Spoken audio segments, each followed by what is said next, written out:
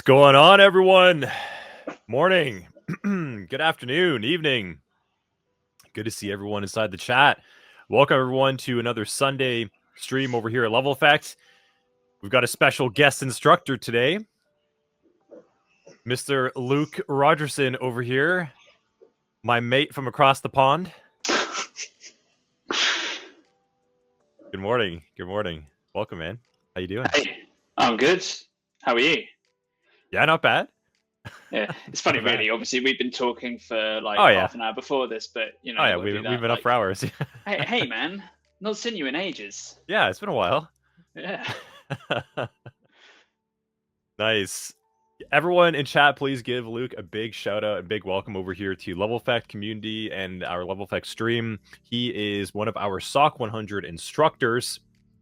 He's been working diligently on this report writing module for the SOC 100-2 course, which I think you're going to get a ton out of. I've already reviewed it. It's packed. Like, this is one of the biggest topics to get right, and there's very little training out there on this, including the paltry attempts that we try as well too with our coursework to try to train you on it. It's nowhere near in comparison to what Luke has prepared for you. So very happy to have him over here and the content that he's prepared for the course and for today. A little bit of a background about Luke, though. So just so you know, he is no ordinary fellow. He's been in the industry now, what, since 2011? 2013, I think it is, over a decade. Yeah, it gets a bit. Yeah.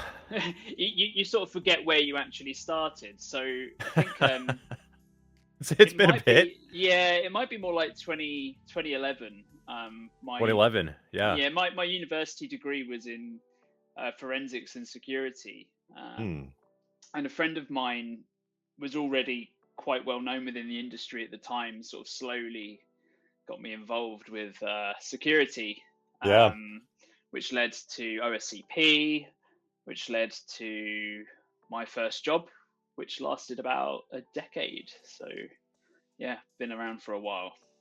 Been around for a while, underselling yourself. Luke has his OSCP. He has been in pen testing roles, consulting roles, merger and acquisitions, a lot of assessments and communication to stakeholders to action his findings and improve their security posture and make risk-informed decisions for a number of years. We're talking over 10 years of experience over here, and he has done more reports than I think anyone that I know in the industry. So I'm excited to have you over here today, Luke. I'm excited to be here. It's good, man. It's an unusual topic. I mean, the hilarious thing is, for me, like, when I left my old company to start my own business, I was at this crossroads of like, should I make a course about all the really technical stuff that I've done for the past decade, or since I've been doing QA nonstop for the past few years on the projects, should I start with report writing? And I thought, okay, report writing won't take long. It took me like 3 months to write that course that I made. Nice. And so there was a lot to talk about there. So yeah, it's fun to just come back and talk about it again with other people that might get some value out of it. Good to hear, man. Yeah. So for those of you that also don't know, Luke has started his own training organization, OGSec Consulting. He is the owner, and he has developed a awesome full-fledged report writing course, which we'll talk a little bit more towards the end of this. I think today he's provided enough that can really help you with the SOC 100 content. You'll immediately find it of value. As an analyst, as an entry-level professional in the field, you can immediately take away this module and do quite a bit with it. And then for those of you that really want to specialize further and really develop and polish those report writing skills, you got to check out his course. It's solid. So we'll take a look at that as well towards the end of the stream. Not trying to shill, not try to grift over here and promote to everyone. Actually recommending some good quality content, and definitely recommend you all check it out. So thank you. Yeah, so let's see. I think we've got a pretty sizable chat over here. We're almost at 40. So there's about 40 viewers in the chat creeping up right now. All the usual suspects are back in chat. We've got so we got Abe, Jacopo, Cap City, Karina, KS, Null. That's you, Null. That's that's me. Null mode is you. I'm learning from myself today. Yeah. So he's in the chat here too. Alan, Bearded as well, CI, Saito, Demorier, Eric, Jordan, Kaluis, Kim, Fried, Langron, Muddy, Original, Black Hammer, Pandem, Patricia, Phantom, R Double, Cyber Saiyan, the Kogox is here as well too. Tom, Wild Piece, Zeno, and Sterling. So we've got a really good, sizable crew over here this morning or afternoon. And if you couldn't pick up on Luke's accent, he's definitely from across the pond, as I mentioned. So we have some Brits in the chat. We got some people from the UK nice. and Germany. Good. Yeah, cool. Because like I'm watching the chat and everyone's like, "Oh, I'm having my coffee and my pancakes," and I'm sat here fasting now for dinner. That's right. Like it's too late for any more coffee, and I'm a bit sad about that. But true. Yeah. Yeah, but how many cups of tea today? That's the real question. I honestly don't drink tea much. I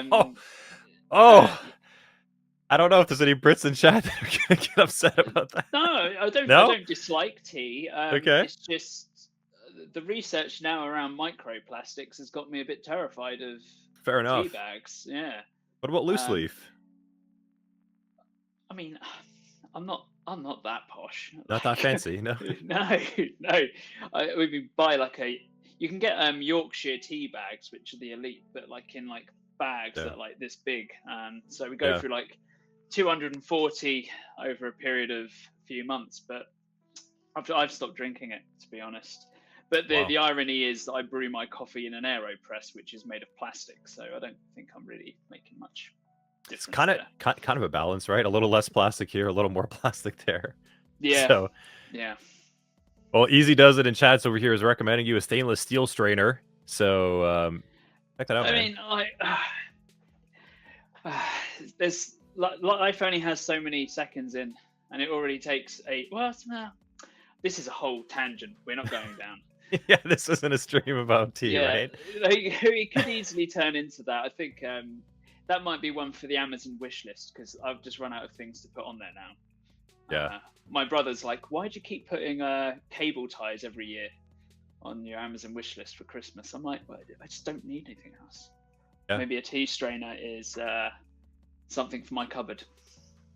Cable ties. That's the gift for Luke. Now we know. Yeah. I think this year was these stick-on cable clips for behind my monitors. So I just got fed up of seeing wires down here. Like, you know, cable management is generally pretty good, but all the wires were like coming down from my monitor, and where I've got like a billion things somehow plugged into this Mac. Yeah. They can do that. Yeah, they can, as long as they're not old school USB, which there are. I'm pretty sure there are no USB ports on this thing. Yeah, we can't have that. No. No, indeed. Good stuff. Well. We can throw around quite a bit of banter over here between Luke and I, and don't get us started on old school RuneScape and other types of chat that we'd be happy to dive into. But we've got a stream over here to talk about report writing and all things technical writing that's applicable to a lot of roles in cybersecurity and IT. So I guess, chat, are you excited? Are you looking forward to this? We're going to kick over to Luke sharing a screen in a moment, but who is excited to learn more about report writing, what it actually is, what it's all about, maybe demystifying some of it? I want to see a little bit of excitement. Yeah, get some people excitement. Engaged. This is the most fun part of your job when you get into this industry. Nothing else matters. It all builds up to this moment of writing a report, and then and right now, you'll look back on today and think that nothing will compare to the experience that you're having today. So. You think he's kidding, but he's not. I mean, there's so much report writing in cybersecurity. Yeah, so much. I think a lot of people start. I mean, I obviously come primarily from a pen test background, and everyone's like, "Yeah, gonna do the hacks, cross-site scripting," and then all of a sudden, hacks. Oh, yeah, you got to write all this up now. Oh, okay. Yeah. So it's a skill that you need to train. Absolutely. Yeah, for sure. Indeed. Cool. Okay. Well, I think we're ready to actually kick things off. Unless anyone has any burning questions before we go. I'm going to get the stream ready over here to switch over to his screen. Give everyone a second. Anything anyone want to ask right now? Otherwise, we're going to dive right into it. remember to share this with a friend and your socials. Yes, please. Thanks, Bearded. Yeah, give us a shout out. Let us know. I think Luke, you have a post, right? Yeah, we were desperately scrambling to put some social thing out on mine just before we did this, and I'm like, how do I use LinkedIn? Yeah. So I just put some. I think I linked you to the post. Let's take a look. I'll drop it over here in chat. I'm going to give it a little bit of a re-up myself. We got to get better at that ourselves over here at Level Effect. We're pretty terrible at. We try to do our best. So this is a good effort to get started on that. So Luke's got a post. I'll throw inside of a chat over here and get rid of my UTM link. But yeah, give us a little shout. Share that around, and I'll drop inside of Discord as well too. And I think we're gonna start making better habit of that ourselves. Go share the word. Let everyone know what we're doing, what we're cooking up over here. This is a really important stream, so looking forward to getting some noise out about this.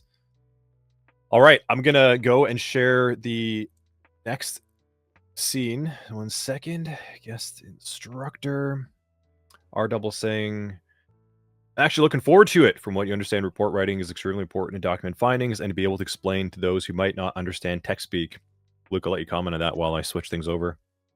Indubitably. There's the comment. Yeah. Yes, I think that it's absolutely about that. And we'll obviously, I probably will answer this in a bit, to be honest. But generally speaking, yes, that is exactly why it's important. We've obviously got the findings of what we've found, which need to be technical, and the higher level section of the report that may or may not be read by someone with a technical background. So it's important to make sure you get the balance right in between those different sections. Your keyboard is like Can you hear that? annihilation of the ears. Yeah, it's like oh my god, it's like a tidal wave of keys being thrown at you. what's going on? What's going on over there? I was going and I was trying to re-up your post. So put that mechanical keyboard, put it down, man. Yeah, it's a little rough over here. Gonna go throw myself on mute, but okay, I've got the screen shared over, so everyone should be able to see Luke's screen of module notes, right? Let me know if so. Yeah, seeing some lulls. I think those are delayed reactions to delayed lulls. Yeah, delayed lulls. Okay, so not the only anti-mechanical keyboard person. Yeah, no, there's a time and a place for a mechanical there's a time and a keyboard. place. Mine's at the gaming station over here. I know. I need a streaming keyboard for sure. The one that doesn't go insane every single time I type. So yeah, I'm with you. Yeah, for sure. All right, Luke, I'll hand it over to you. Feel free to kick things off. I'm gonna put myself on mute while I'm slamming keys over here on your social media posts while you kick things off. Awesome. Let's have it. Alrighty. Okay, so report writing. In the sense that there's practical stuff in the broader course, obviously, in this case, there's the practical stuff is just having a text editor open and writing words into it. So there's no systems or anything you need to concern yourself with in this. I mean, actually, so like, obviously I'm going to go through this now, but I guess folks would normally go through this content by themselves afterwards. Is that the idea? Yeah, so the idea would be go ahead and just go through the module as you'd like, and then cover the most important components of it, and then we're going to hand it over to the students to complete the remainder of it as well too. Cool. All right. Well, I'm just going to go through it, and if I do it wrong, then I've probably given everybody freebies. So, okay, that's me at Cyber UK. Not talking about report writing. I think I was talking about threat modeling, which I've done a course on. Buy it sometime. So, yeah, I think I've already had a great introduction already, but like just for like some more context around the report writing side of things. The work I primarily did at the previous consulting company I used to work for was around mergers and acquisitions. So a company would want to buy another company. And during that process, they want to understand what security risk are they acquiring. So in order to ascertain that, we would come in as a third party, do all sorts of assessments. Honestly, we did everything. It spanned from pen testing, configuration reviews, threat hunting. It was very expansive, and we would, build reports and pass them to the client. We did this work for some massive acquisitions, huge, worth billions of dollars. And with that came, money is generally correlates to size of the work. These were big projects, and because of that, there were many reports, and there were quite literally, in some of the cases, thousands of findings. So for, I'd say, 5 years or so, I was essentially the technical lead for my company, and sat between the buyer and the person, or sorry, the company that's been acquired. And my job was to make sure that the quality of these findings and reports was such that they could be acted upon by the people that are being acquired, but also understood by the business that was doing the acquiring. So they're two very distinct audiences there. So one's going to need the technical details on how to finish, how to remediate the findings, and the other needs to understand the risk. Like, we're buying these folks.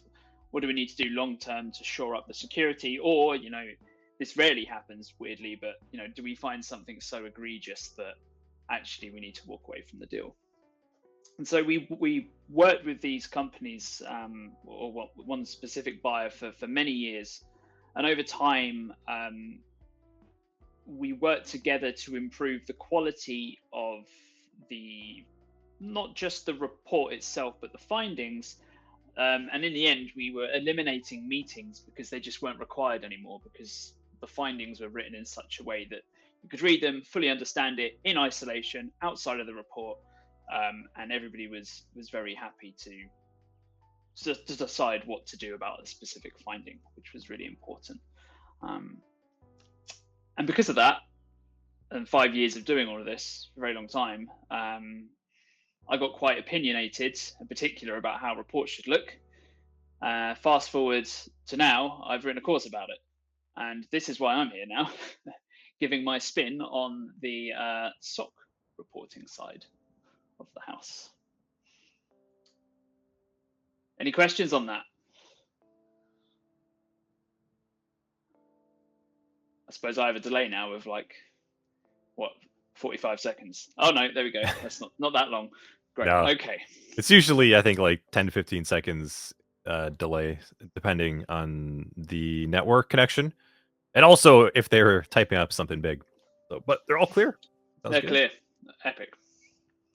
Let's lock in. Well, that's very serious. Yeah. All right. So when we say reports, the security industry, or the cybersecurity industry, is so big now. There are reports on everything. So some examples that are listed here, we've got pen test reports. So that's my primary background. There's things like compliance reports. So PCI, which is around PCI DSS. What is the payment card industry data security standard? Yeah. Is that what it is? Yeah. So are we secure enough to accept card payment compliance reports? Basically what that is. Yeah. And then there's like some massive organization security risk frameworks like NIST CSF. I run into that quite frequently on M&A. Often they've had some third party come in and gone, we've got our NIST CSF review here, look how good we look. And then we come in and actually test everything. And it's not so great. But that's what happens when you've got compliance versus reality. That's a conversation for another stream. So there's lots of different types of reports. And the primary reason why we have those is to help inform the business of certain areas of risk or vulnerabilities that might be present.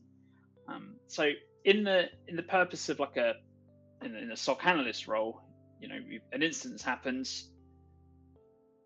What do we do about it, and what's the risk and impact to the environment? And that's what we're going to be going through in this module. I should say, based on my own experience dealing with some SOC reports, I'll get onto that in a bit. They're quite small in comparison, and that's a good thing.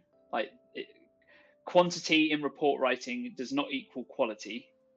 And And so if you're moving into a SOC analyst role where you need to do a bit of report writing, thankfully you will not be required to write large volumes of text, which sadly I have had to do in the past for pen test reports. Sometimes they've been very meaty, but there's no requirement for you to do that necessarily here.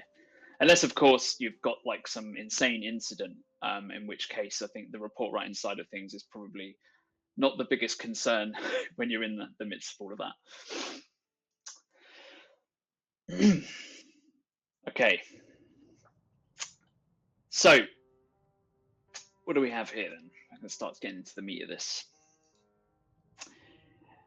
As I sort of alluded to, report writing isn't about writing a novel. It's about talking about the facts of what has been discovered. Okay, like there's no, especially in this case, there's no requirement to go on tangents and speculate, and that's something that we're going to get into in a bit. What the goal is, and it's already been spoken about in the chat, is to be able to articulate the risk to decision makers of the organization, and also to inform people that might have a technical background that want, a current sit rep on what's going on, like have some technicals that are able to describe that without, overwhelming them with endless evidence and commentary. It's really important to be concise. Yeah, sorry, sit rep. I forget that that's actually it's all good. Military term, yeah. Yeah. I might throw in some clarity as well too as you're going. Yeah, you can translate any Britishisms that I'll inevitably just not realize I'm doing. Yeah. So we need to be as accurate and as complete as possible with these reports. Okay. Now, we've mentioned this already. So there's going to be different people reading the reports. It will depend. Some security teams will be quite large. So your report might actually only be read by, say, your team lead that will then bubble it up to whoever. If you're on a smaller team, it might be that you're not many steps away from like a key decision maker. So you just need to make sure that the different areas of a report, which we'll get into in a lesson or two's time, about the next lesson, actually speak to the right audience. So the decision makers are going to care most about what damage has been done and what the impact is. Do they need to make any decisions or not? Okay. The team leads, so that'd be your team leads potentially, they just may want to understand, what have you investigated? What are the particulars? What are the specific things that have happened? And enough technical information that they know what's happened without actually needing to go and read the specific findings. Your peers may want to read it. Either I don't know if it's common to have a QA process for SOC analyst reports. Ideally you would have a QA process, but in the context of a large SOC, another reason why you want these things to be small is because incidents can be happening constantly. Some are going to be false positives and don't need to report, but you need to get these things done and dusted. Done and dusted. Is that a Britishism? I think that's a Britishism, yeah. Yeah, you need to get things done quickly because you've probably got a queue of other tasks. But your peers may still want to read the report. So you need to make sure what you've documented is clear and accurate and contains what you would like to be able to read in a report, right? Now, something that is probably not thought about so much, and I did allude to this earlier, third parties might end up reading your report. Mm-hmm. So in the case of me, when I've come in to do due diligence, so as part of an M&A, I've come in to review the processes and procedures of an organization. So not pen testing, but more operational security. Are they doing things right? What does their right look like in terms of incident response? I might ask for some examples of, show us a SOC report of some recent incidents. So your stuff may get looked at by people that you don't realize. Okay, so not necessarily to, I guess what I'm getting at is when you're writing things, have a sense of pride. Okay, like you're representing your company in ways you might not realize. So it's important to be professional and deliver quality stuff, even if you think it's not even going to be read, right? It's a reflection on you and your organization at the end of the day. So just bear that in mind when you're writing things. That's a pretty important point, man, actually, to highlight, is that everything will live forever, right? As a persistent piece of documentation, metadata at the company. And if you're under like a SOC 2 or 3 type of audit or something, right? Or you coming in being Mr. Mergers and Acquisitions and reviewing their security reports and their posture and their, I guess, the response levels, the quality of information, what might or might not be there or missed, you have to then like assess and prepare a level of risk of acquiring that company for someone to make a decision on. And that's based on what the SOC analysts, so like you students in the chat right now, when you are documenting things, it does matter. It's not, yes, like there's a timeliness and urgency to things, of course, but there's a reason for that as well too. It's not just for the containment and the prevention of that risk happening again, but also for posterity and people like Luke. You're making reports for Luke. Just whenever you're writing your next report, just remember Luke might read it one day. Someone like me might read it. Yeah. And I mean, the other example might be, and again, this would all depend on the type of organization that you work for, but say a really serious incident does happen and you need some outside help. You might get some third-party incident responders in, and they might be relying on what you've prepared, because it might, be a small piece of a much larger puzzle. Okay, so other people may be reading this. Just bear that in mind. By the way, if you see me moving around a lot, it's because this chair is the worst chair I've ever owned, and over a period of about 20 minutes, you'll see me slowly get lower and lower and lower. I have ordered a new one, but it did not arrive in time for this stream. Apologies. Yeah, Amazon. No, well, I bought this discounted Herman Miller chair, and now I think I've been scammed because it hasn't been delivered in 3 weeks. But yeah, problems for another time. Yep. All right. Okay. This is a big one. I'm not sure how much impact this will have in a SOC 2, a SOC analyst role. I think it depends on your level of jadedness within the industry. When pen testers write reports, imagine a scenario where we've been scheduled to work. Say we're scheduled to do a security assessment of a web application. We're due to start on Monday. The client hasn't got everything ready. There's no credentials. The test environment is broken. You manage to start the test, but it's late. It's really difficult to test the application for other reasons. You only get a bit of coverage. You're unable to test everything, and you have a kind of an annoying assessment. You want to do more, but you can't. Now, even though it's not your fault that this has happened, and it's the client's fault, there were often cases where people's emotional responses to the things that were happening would end up in the report, and the outbursts of which can become more opinionated and potentially emotional. There's extremes to this, though.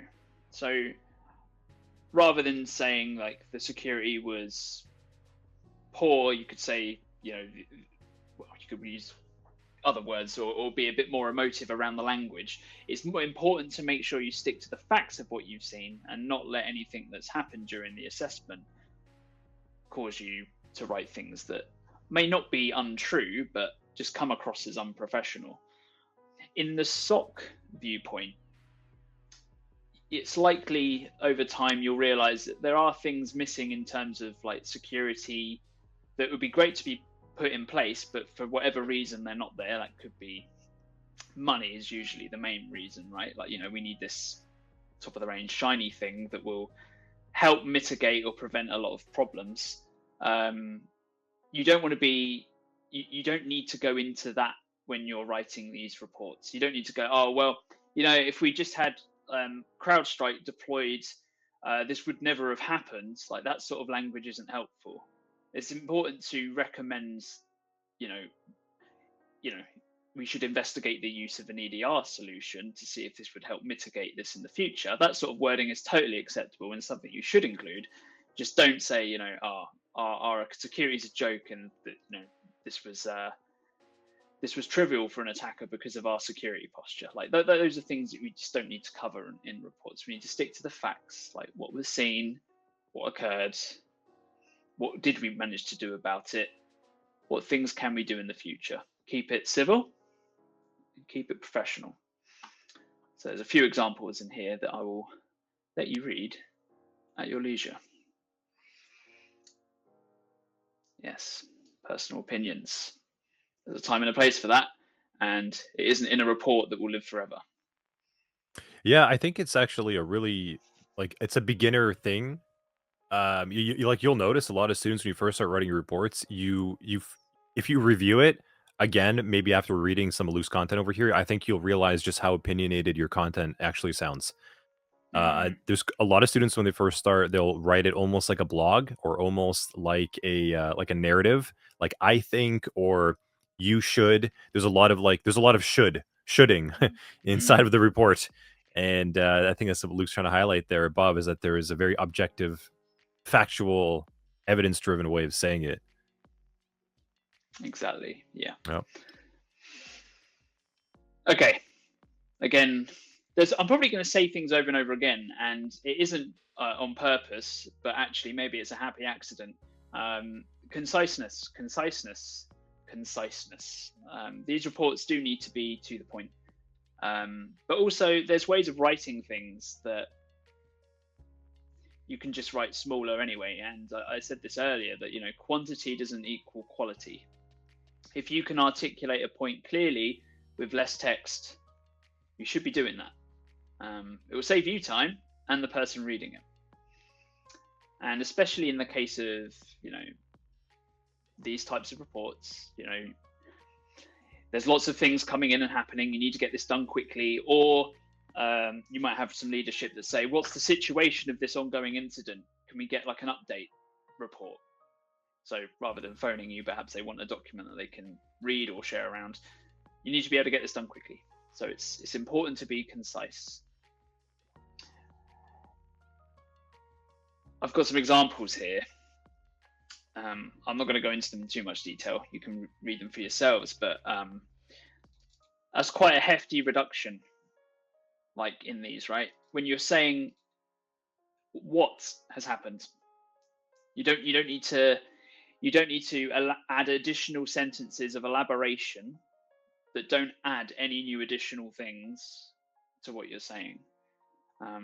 There's a lot of this is a big pet peeve of mine. I think that's a US term, actually, pet peeve. That's why I'm throwing it in there. So like, I could go on and on and on about conciseness. There's some key things that bother me that are a bit picky, personally. I mean, I'm just a picky person. But like phrases like the server. This is a pen test example, but the server was found to be vulnerable. You don't need to say found to be. You know it's vulnerable. The server was vulnerable, right? Like there's certain redundant text that you can snip out to make things shorter. But also, if you're writing a sentence that doesn't add any additional value, you don't need to write it, probably. Okay. Sorry, you were gonna say something. I was only going to say that I think your example too over there is very applicable to the students studying their SOC analyst work. Like, it's kind of what you just said with the server right there. The server was found to be vulnerable. Well, look at the first sentence, right? The malware was identified after a detailed review. Another one. Right? Yeah, right? Like, you don't need to say that. The fact that this report exists showed that you're probably doing that, hopefully. It speaks for itself, right? It's yeah. So keep it simple. Save your own time. Okay. See if I can. Maybe there's some other. I mean, some of them are just over the top, non-concise, just for showing. But being brief is kind of important, especially in a report of this nature. Okay, this bit is important. I have to wet my whistle for this one. That's probably a Britishism. Okay, right. You got something from Demoria and Karina over there. What's this? That is also a word that could be removed. I mean, there's many words that could be removed. I'm not perfect, but I mean, I've seen some reports where I've halved the size of some text.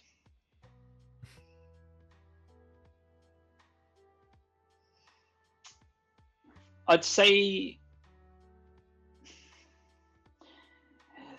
writing concisely, and I'd argue that it may feel like it takes effort, but what's really happening is you're learning a skill that you've not mastered yet. So yeah, for me to write something concisely in the report context, I've obviously been doing this a very long time, so it just comes easier to me at this point.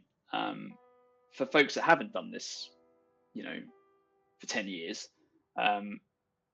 it's something you've not experienced and you've not done yet. So it will feel hard, but eventually you'll just become, you will get to grips with this. If you land a role and become a SOC analyst, you're more likely to be forced into a situation where you're not just doing a random example that a British guy is walking you through on a random Sunday. You'll be doing this throughout the day, 5 days a week or something. And that constant experience is the thing that's going to make things a lot easier.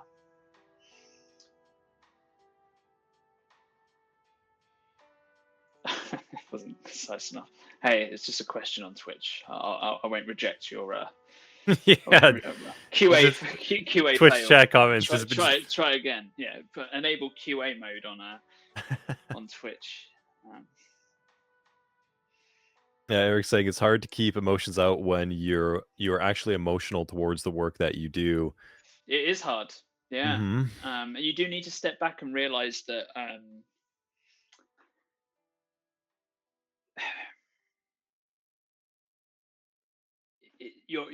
what you're trying to do is not cause an emotional response to the people that you're reporting to. That often ends badly. Mm-hmm. Now, I did say earlier there's a time and a place for something like that, and not that I'm condoning this, but if you were to have a call with someone or a chat, that's somewhere where you can be a little bit more opinionated, perhaps. The call, unless AI takes over and just starts, logging everybody's call transcripts into a folder, that's not something that's going to, last forever, right? But a document that is a professional document that lasts forever, like this is where you need to stick to the facts because someone might read that and make decisions on it. Then again, depending on who you're having this potentially emotional conversation with, they may also make decisions. So I've definitely found myself in this scenario before where something bad has happened and you need to check yourself before responding or entering into a discussion that could go sideways.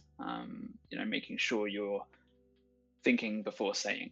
Not trying to teach people how to suck eggs here and how to communicate with people, but when you're in the heat of the moment, especially when I've been in quite a sort of leadership position, and I've raised findings that have caused some significant pushback, right? People do get quite emotive at me, and then that makes me want to have an emotive response back. So in any case, in any business, this isn't just applicable to security. You just need to make sure you check yourself that you're in a professional environment, and it applies to your text and when you're speaking to people. I think that was a really good point that you hammered home over there, man. What kind of response are you trying to elicit from your reader? And yes, we're writing reports, we're not trying to get an emotional response. So if you are writing emotionally, that is the response that you'll elicit from your reader, and you have to sort of pause for a moment and say, okay, well, I am trying to present information for my reader to make a decision. And if you are making it emotional, then you're influencing that decision, perhaps unknowingly.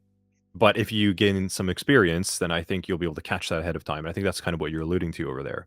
Yeah, yeah. I Yeah, mean, the experience of everything comes with time, right? Like, yeah. And we're not robots, like we're gonna, no, yeah, we're human. Like, the reason why, I have a job, you folks are looking to presumably get a job in the security industry, is because humans exist. Okay, yeah. humans make mistakes and humans do bad things, and part of being human is, having emotions. So, um, something else in the chat here I just wanted to talk to. Where was it? The AI thing, yeah. The AI thing. That's Right. important. Yeah, I got to comment on that too. But go ahead, man. So this is something I've thought about a lot. Um, at this stage in the game, I would prefer it if any students of mine trying to learn report writing, you follow the steps manually, right? In this, it may be that you get some stuff wrong. You're not concise enough. Fine.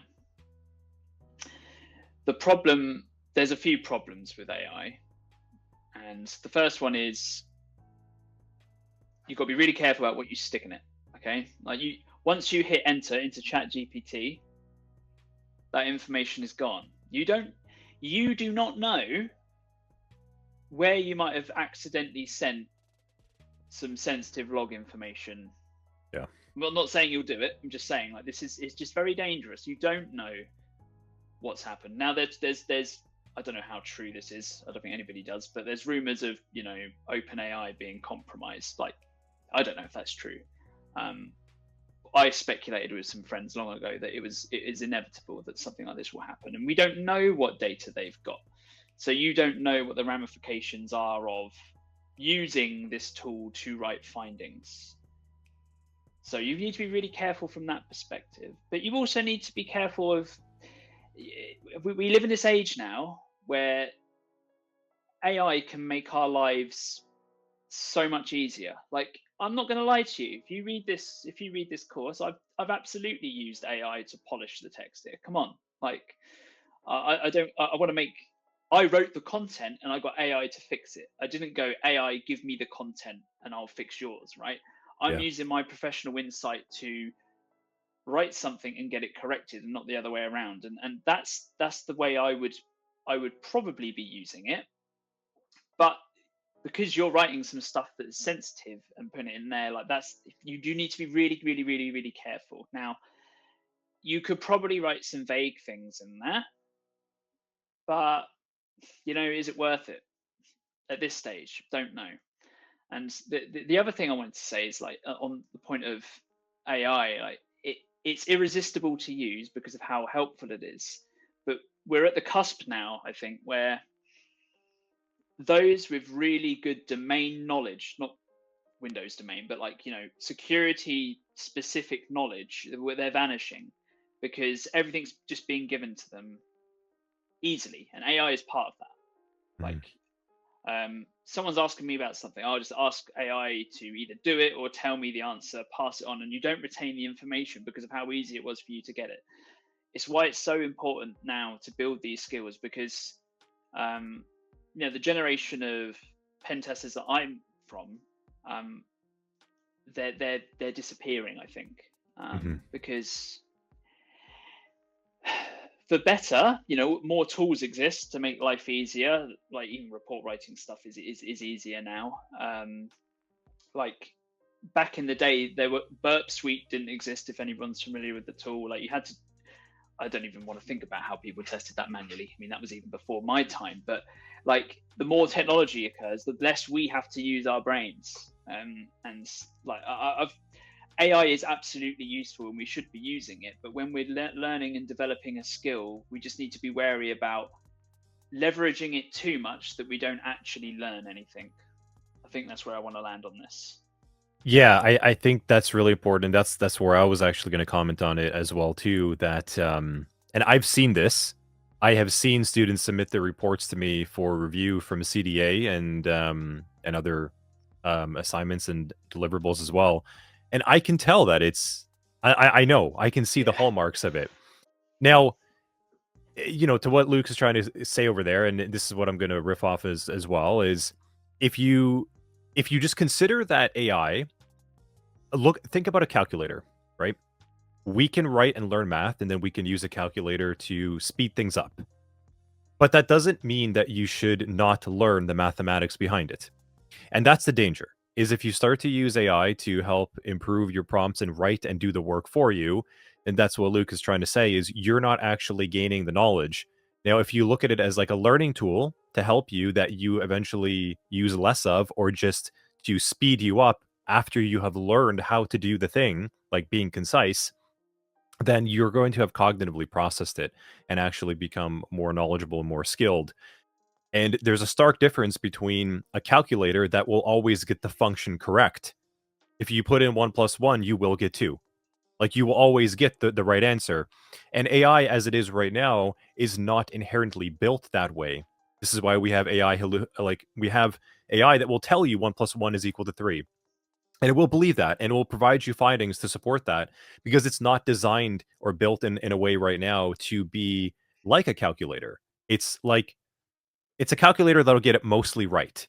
So if you start to rely on something that is mostly right, then you're going to get a mostly developed skill with a lot of error built into it and you won't even know. So Mm. this is where Luke is trying to say is you want to get the skills, and this is why like he's built some of the content, he can speak to it, he knows it, he can teach it. But just like using Grammarly, of course you're going to use something to make something easier for you, but you should really know how it actually works beforehand. Yeah. And don't be using Grammarly. Yeah, because it does Uh, read your stuff. yeah, it's literally piping up the sensitive information up to be Yeah, tested. And again, once once it's gone from your machine, you don't know what's happening to it. I mean, yeah, I need to write a blog post on this because yeah. There's a I time think and place for that.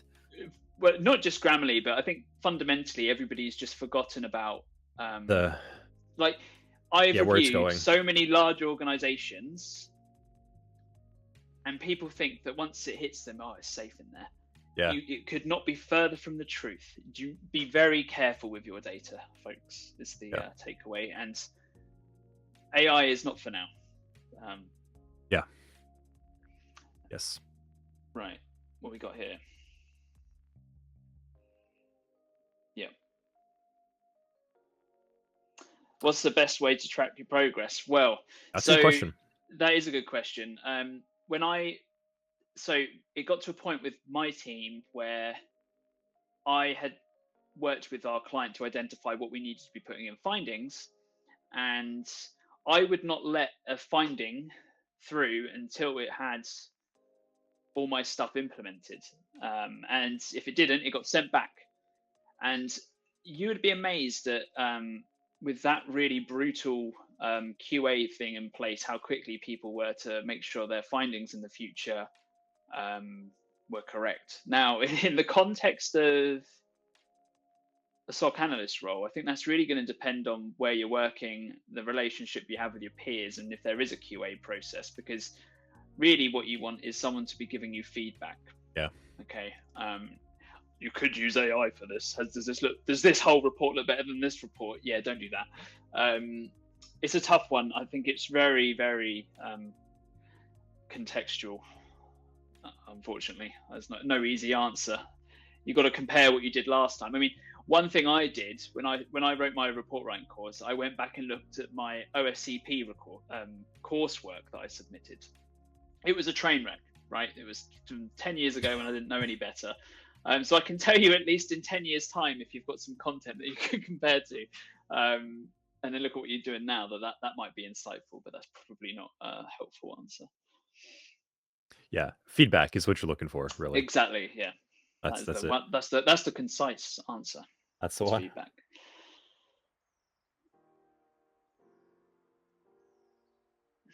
Hmm. So you you could remove PII. and sensitive information and throw it into ChatGPT. That might be fine. It's better than not doing that. Absolutely. I'm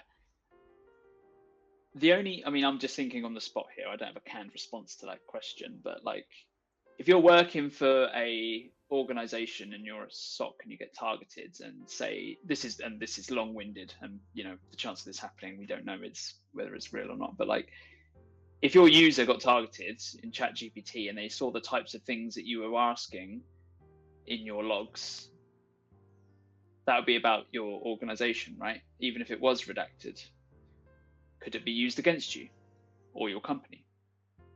You don't know. Remember, everything you send, like metadata analysis, like there's something that's critical in this role.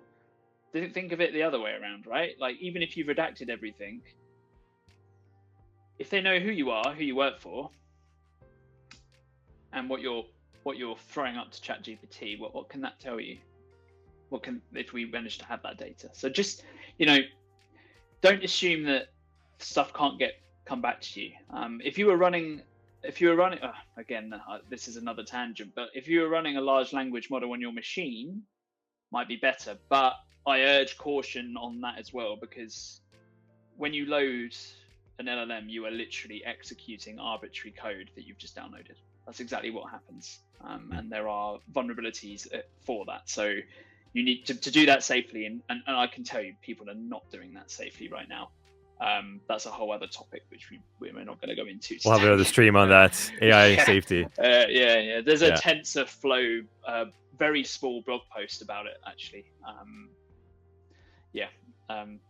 So is it better than, redacting is better than not redacting, but should you be doing it? Don't know. Right.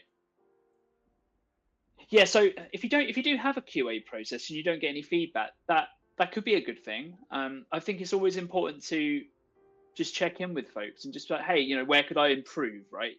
It might be that a lot of the time when I'm reviewing things, something might be acceptable and I let it through the door. It doesn't mean it's perfect. And it won't be always obvious for the person that wrote the original thing what perfect might have looked like. So yeah, just ask. I mean, that's typically that's typically what I would suggest.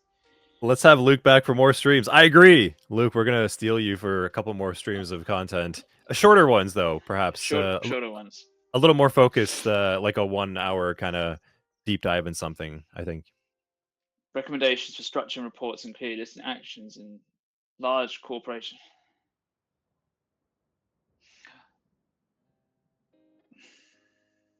Any recommendations for structuring reports and clearly listing? I mean, the layout that we're going to go through could work with that, but I suppose it really depends.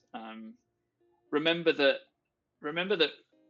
organizations all work completely differently. I mean, maybe you work for a large organization and you have the context here, but like, some people might not have reports.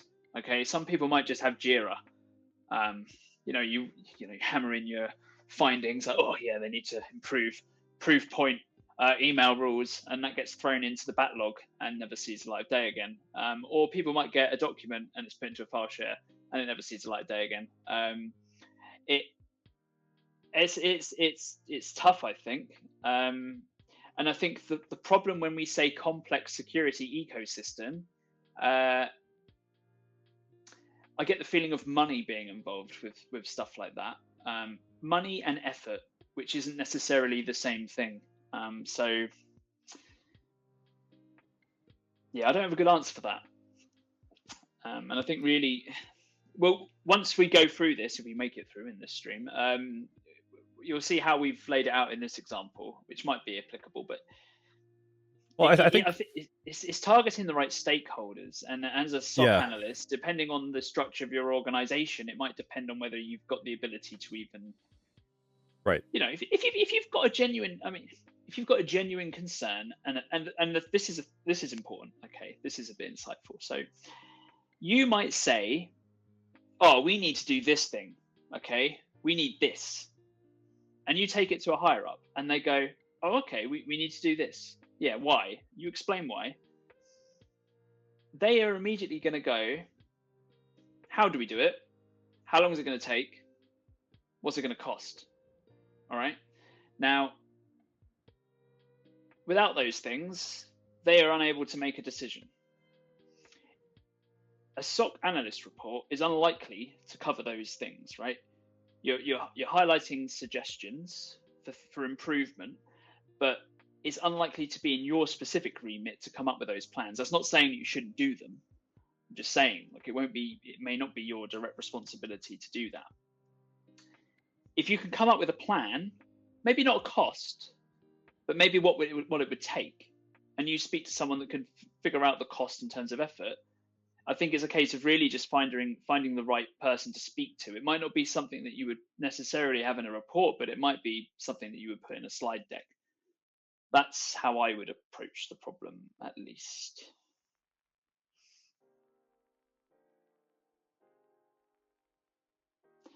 Do you ever have to communicate with? All right, we're getting off on tangents here. I could talk all day. Right?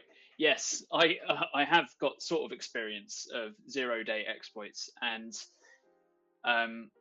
when that happens, our reporting, we have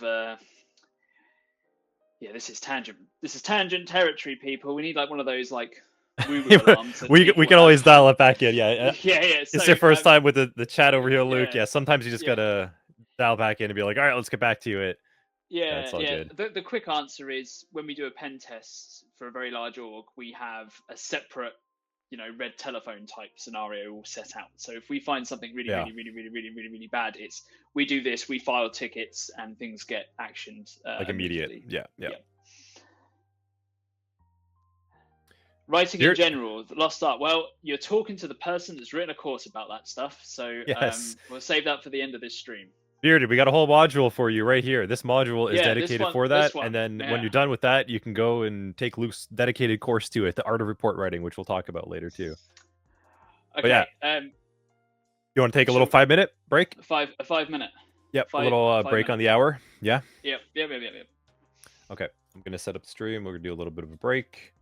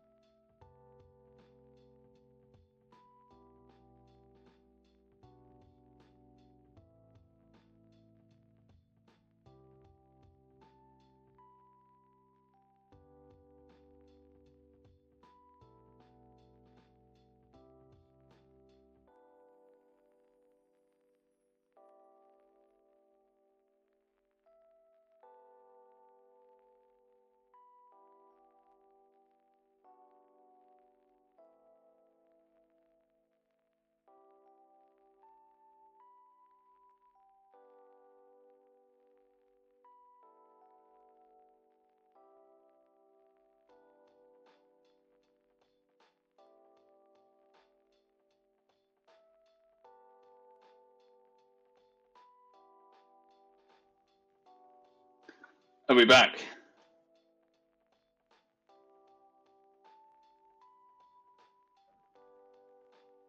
We're back now. Now we're back. Yeah, takes a second for me to flip the other camera into this side. Yeah. I actually didn't leave. I was scrolling my mouse and then realizing that the content is obviously still moving on the stream. It's spooky. Spooky mouse action, mate. Keeps them attentive that you're still. Yeah, exactly. Yeah. Cool. Well, we're back at it, everyone. Let's go. More report writing. All right. Okay. This next bit requires protein, apparently. Yep. No, don't do stretching. Probably should. It's probably why my hip and other joints don't work properly. All right. So, context. I had to rewrite this a couple of times because context is a little different. It's the same but different when you compare a pen test report to like a SOC analyst report. So when we think of context and what we're finding, so in a pen test report, and we'll get to this, we hope we'll get to this in some lessons soon. The risk and the impact might be different depending on the type of organization, like in the pen test world, that you're testing, right? So if I gain access to a customer's database, if it's just the database for their WordPress, website for their homepage, that's not great. It can cause a lot of reputational damage and maybe some other things. But if I got access to a customer's database and they had like healthcare information on patients, like it's going to be a much more significant risk and impact. So when you're in your SOC analyst seat and something happens, obviously you need to contain the immediate threat, right? But there should be this thought process, especially when you've been in the role for a while. You should start to try and understand what is the lay of the land of this estate that you're trying to monitor and look after. Like what are the things that you really don't want attackers to get to? And if you were an attacker, what are you going to be trying to be doing? So say you contain an incident, and like in the example that we talk about here, it'll be of a finance employee. Like with that context in mind, what do we want to try and think about is being safeguarded? Okay. Now, in the pen test world, we would, without trying to dramatize it too much, we might want to say, hey, trying to come back to a finance example, but let's say we pen tested and we were in a position then to access financial data from Barbara's machine. There were some finance data, someone come up with something sensitive and scary. And that's the risk. Okay, we managed to get to that position where we could do something and we could obtain something scary. Now, that context is important to think about from the perspective of a SOC analyst, but you need to tread very carefully and avoid speculation. When you're writing a report, what you don't want to say is, oh, an attacker could have been in a position to do that. Oh no, people reading this are going to be like, oh no, what happened? Did you check this? Did you check that? Like, you need to make sure that you're reporting on the facts of what you found. If you begin to speculate, it's time to reword and pose that as further investigation that needs to happen. And if you haven't found anything yet, it's probably worth reassuring the reader that no current evidence suggests of blah. And like, I actually had some to and fro from an incident responder that works at CrowdStrike on some of this. And he was saying that he gets a lot of customers come to him and they've been, from their team, have been like, oh, we've seen such and such a thing happen. And it's like, well, that the evidence doesn't necessarily mean something's happened. It could. but like it's obviously sent people off on a direction where it might have been the wrong thing to do, and it's caused randomization. So it's a bit of a hard thing to describe, but when you speculate and you put it into a report and someone reads it, they may get the wrong end of what you're trying to articulate. So in the example that we go through, we'll get to it, I suppose, but you must remain factual. And if you come across things that, so for example, say someone compromised the endpoint by getting a malicious binary to execute, but then say it got blocked, which it does in this case. You don't know what it did prior to being blocked. But what it could have done is X, Y, Z, blah, blah, blah. But you don't have any evidence of that yet. So until you do, it's important to say further investigation is required to ensure we know that some bad things haven't happened. At this current time, we don't have any evidence to suggest that. Investigation is still ongoing. So you need to make sure that you are containing the situation and making sure people are comfortable that you are still doing the work, and people don't need to start going, oh no, but they might do this anyway. But you've got to do what you can to make sure that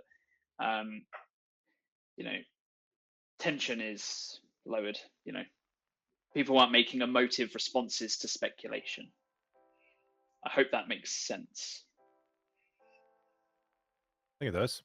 You're nodding, so that's good enough for me. I think it makes sense. Yeah, it's we talked a little bit about this yesterday with like the cyber threat intelligence side of things with the attack lifecycle, right? There's only so much that you'll be able to determine where it started, what happened, and then where it ended, but then that's it. And an evidence-driven report providing details on what you were able to capture, what is the chain of events, that is the end of it at that point. And then anything further requires further investigation, but you rule out what you can and then you provide it. And that's the end of it. Yeah. Yeah, Tom. Yeah, exactly. I mean, the thoroughness of the initial investigation is obviously the key point, right? The example that we're going to go through in a bit, there's likely bits in here that you'll be able to go, they've not done a good enough job. And that's not only because I don't know what I'm doing, but also the person that we're pretending to be has left out stuff for you to fill in.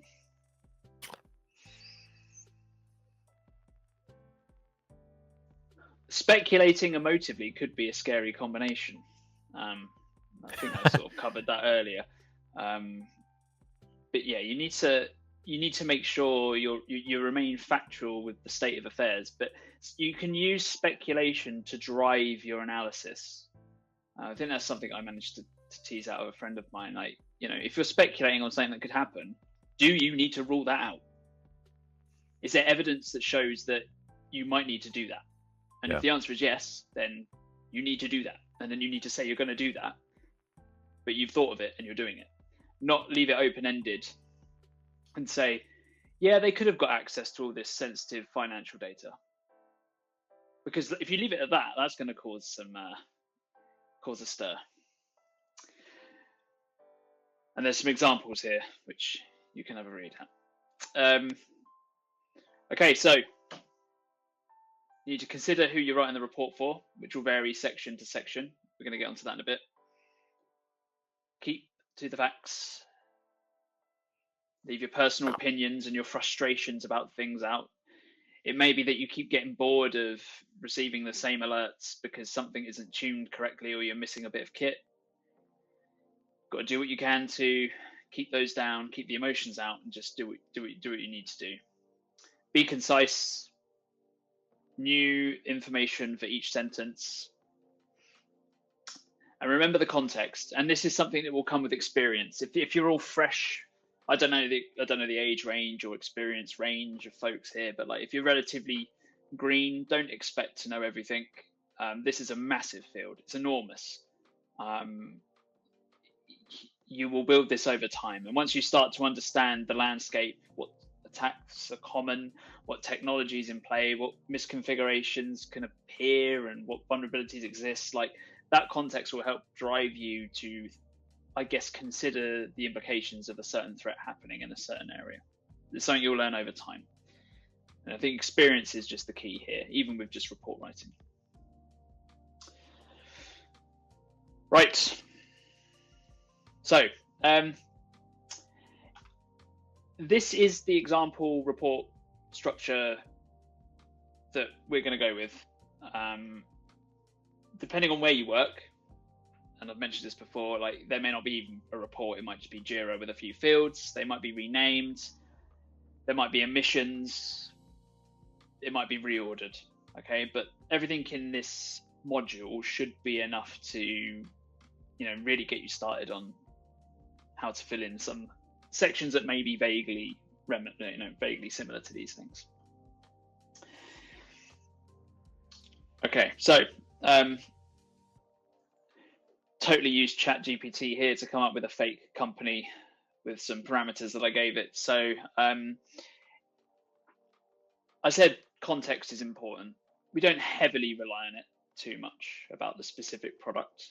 One of the challenges does, but that's up to you to work through.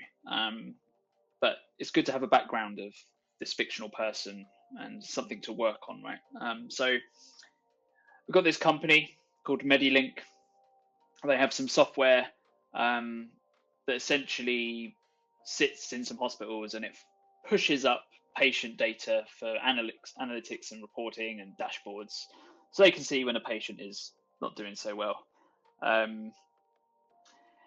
Now, obviously, I'm not sure if I could condone pushing patient data outside a network, but actually these are things that happen nowadays. So this isn't totally unusual. For what it's worth, it seems like it's relatively secure. You can read up on any terminology that you're not familiar with there.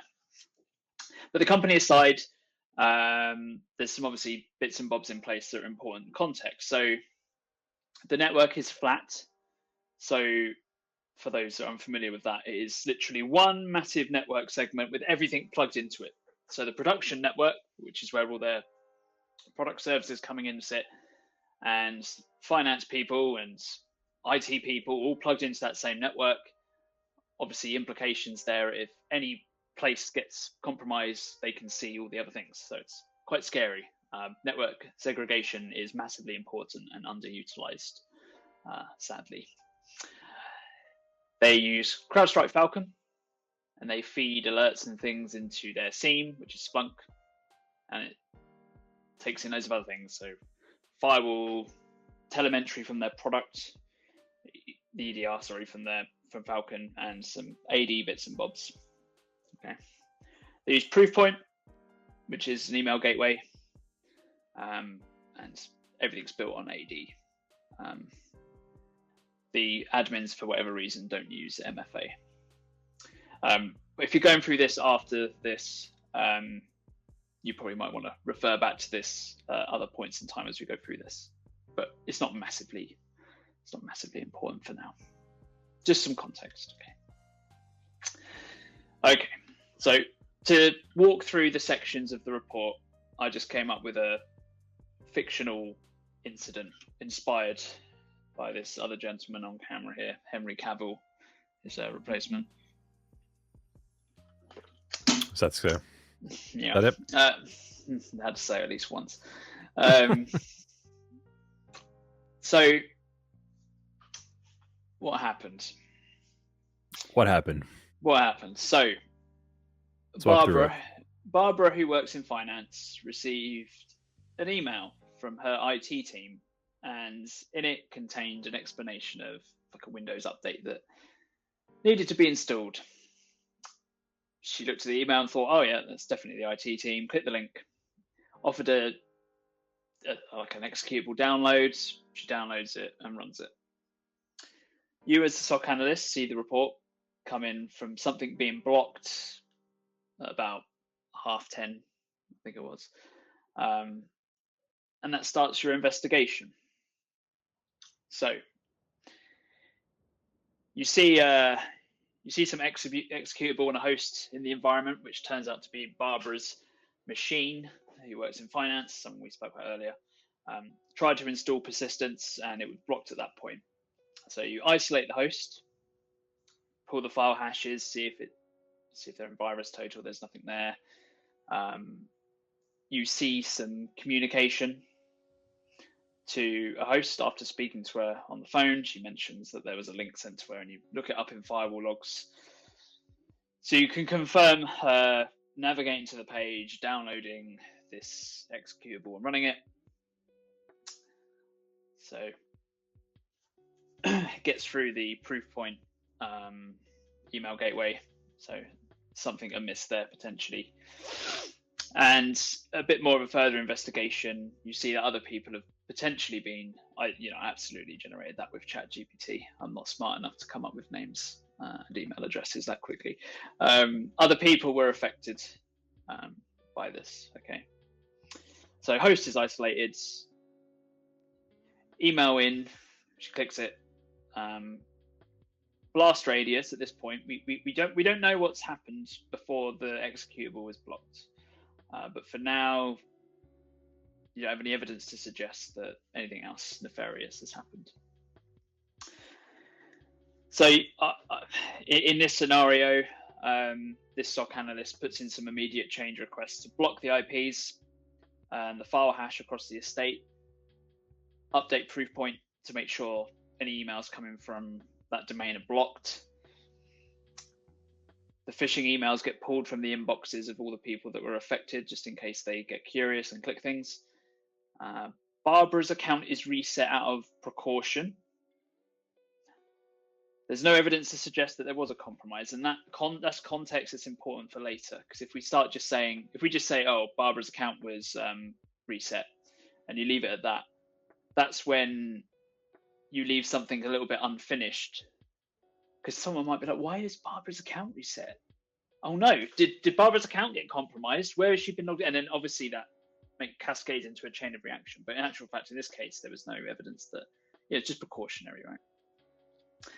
And they send an email out, the IT team, to say, hey, some phishing's happened. A little bit of follow-up. You reach out to the affected users just to, sanity check what you're seeing in Splunk. Did you click on the link? Did you download anything? They say no, and that's good. So you feel relatively confident that Barbara was the only one that, downloaded the executable and ran it.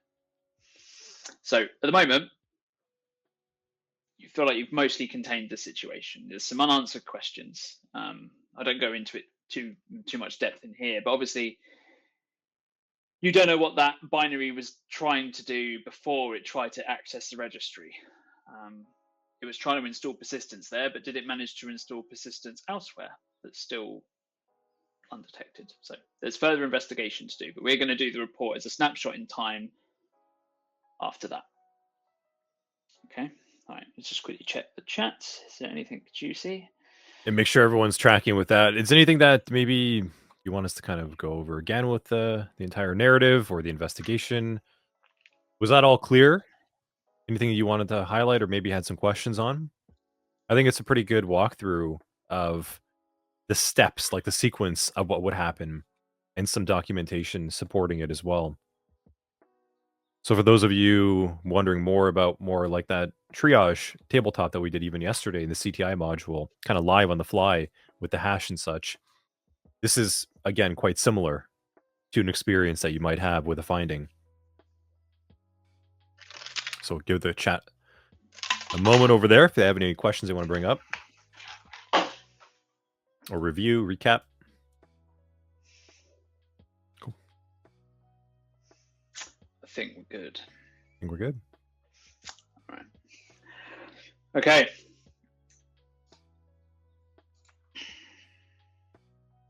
So, for those that can remember to a few minutes ago, which I can't, the technical analysis section in the report template structure that we're going to work to is a few levels down.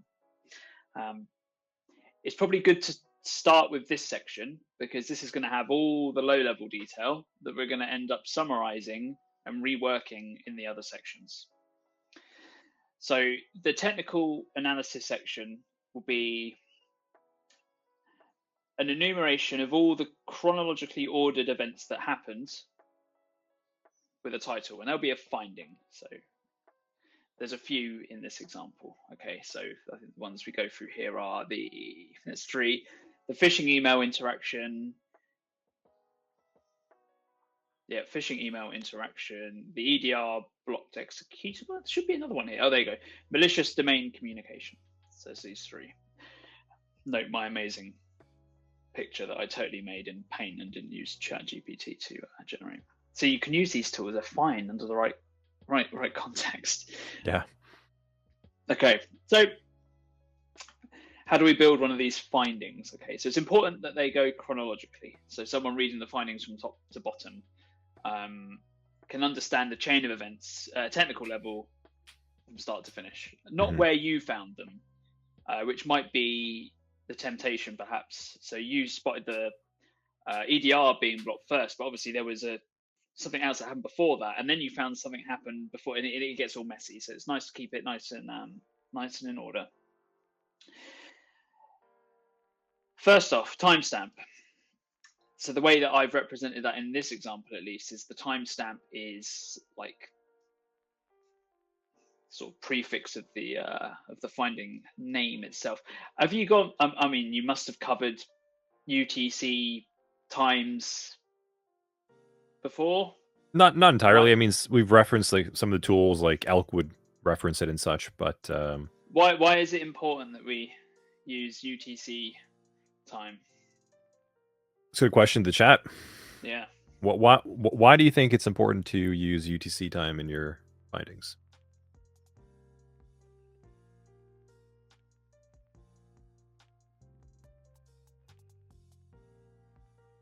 We have any time zone connoisseurs?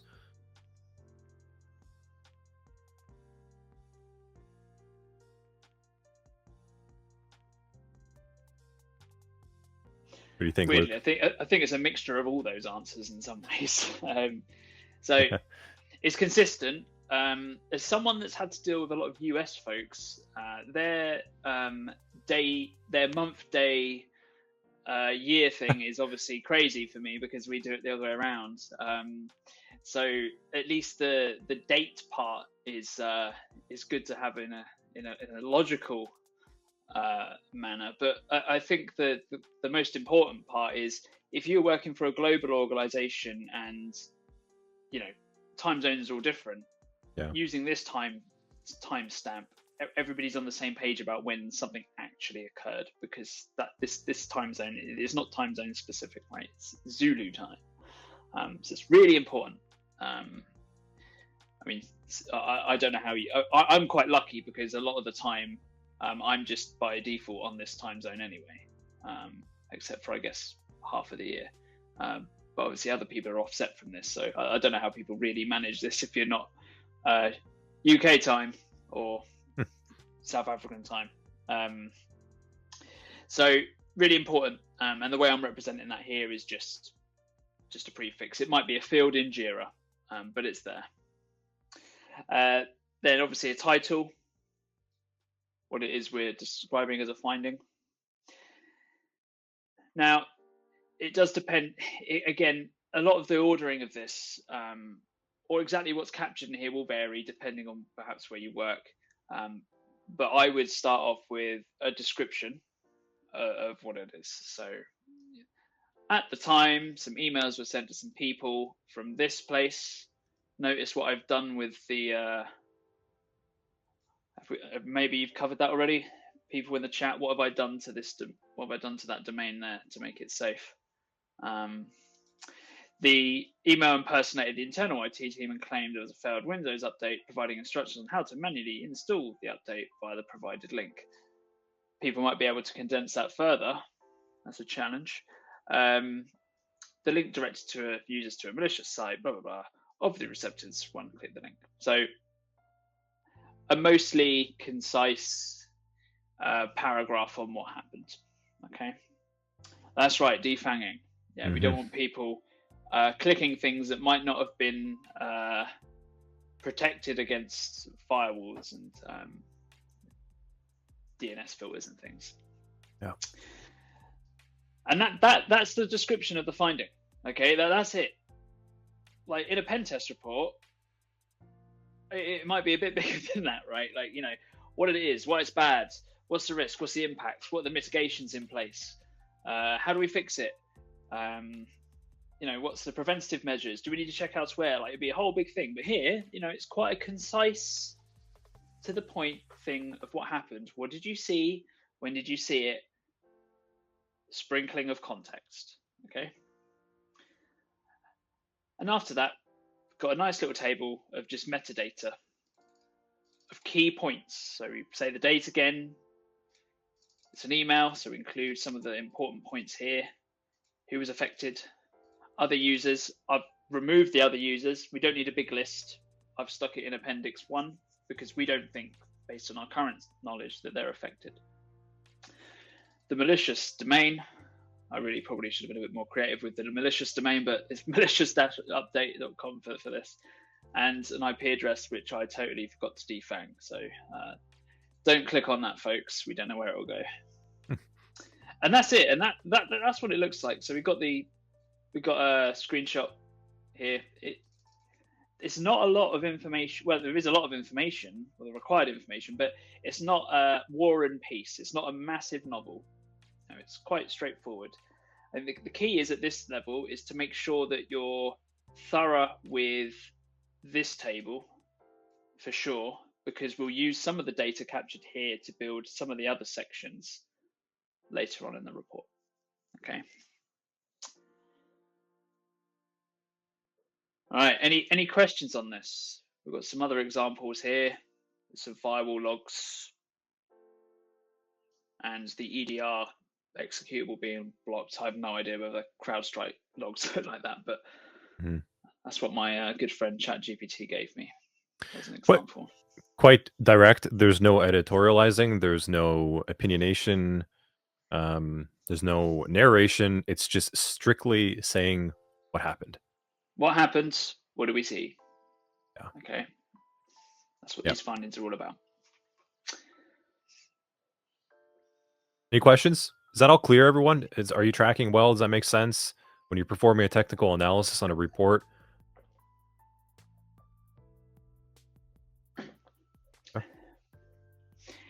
There may be some other things that are more complex than this.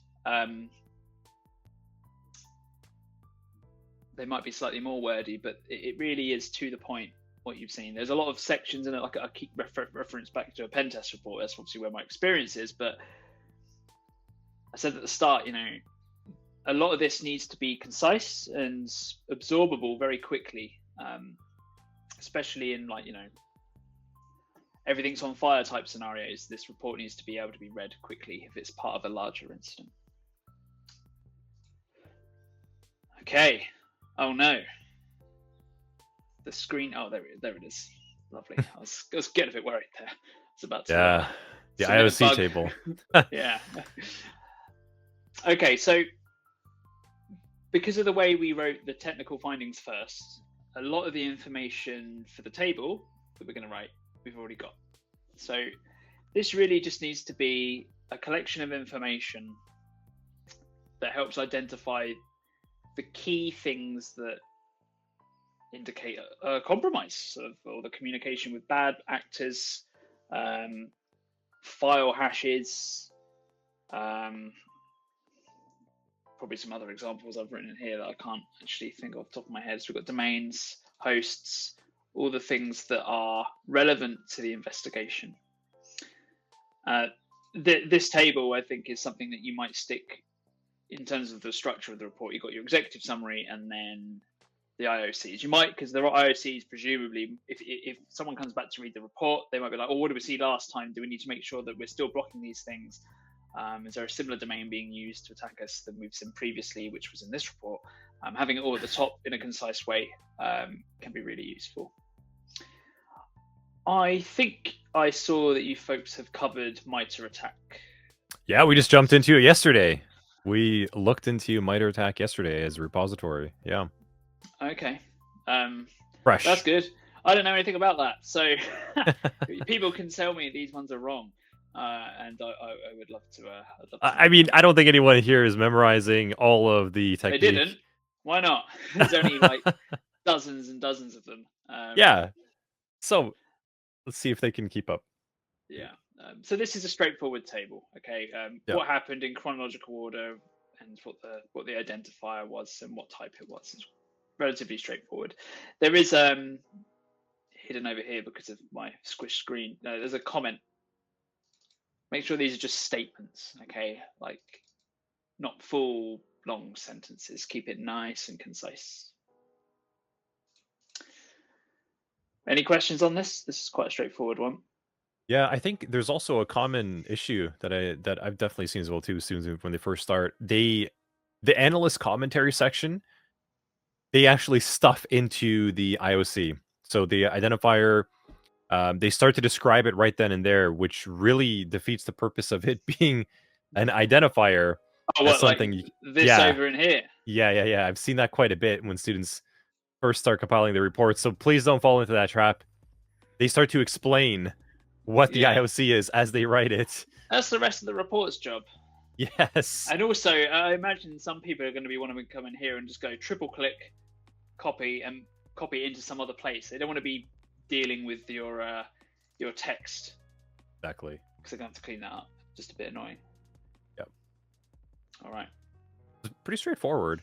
Now, it's an important section, too, because, okay, so a question, I guess, to the chat as well, too. They're probably going to be wondering this, I imagine. But how much should you be putting inside of this findings table? Right? Like, I think I've seen that as well, too, with students, is they flood the findings table with findings. What, you mean this table here? Yeah. No, sorry. Go back to the IOC table lab. So yeah, like this section here, this findings table. Oh, the IOC table. Oh yeah, just like they cover everything. Like every single finding, they turn it into like a glossary, like an appendix they put at the top of the report. What's that magic word beginning with C that I keep using? Yeah, I think we talked about it. Yeah. Concise. Yes. Yes. Yeah. Yes. Yeah. The stuff that matters. The stuff that matters for this section. Remember, they got this whole other report to read. If they want to know about the specifics of where these things appeared from and why, they can go and check it out. I mean, you could be really nice and do a cross-ref, which is like an internal hyperlink within a document to somewhere that's relevant. Yeah.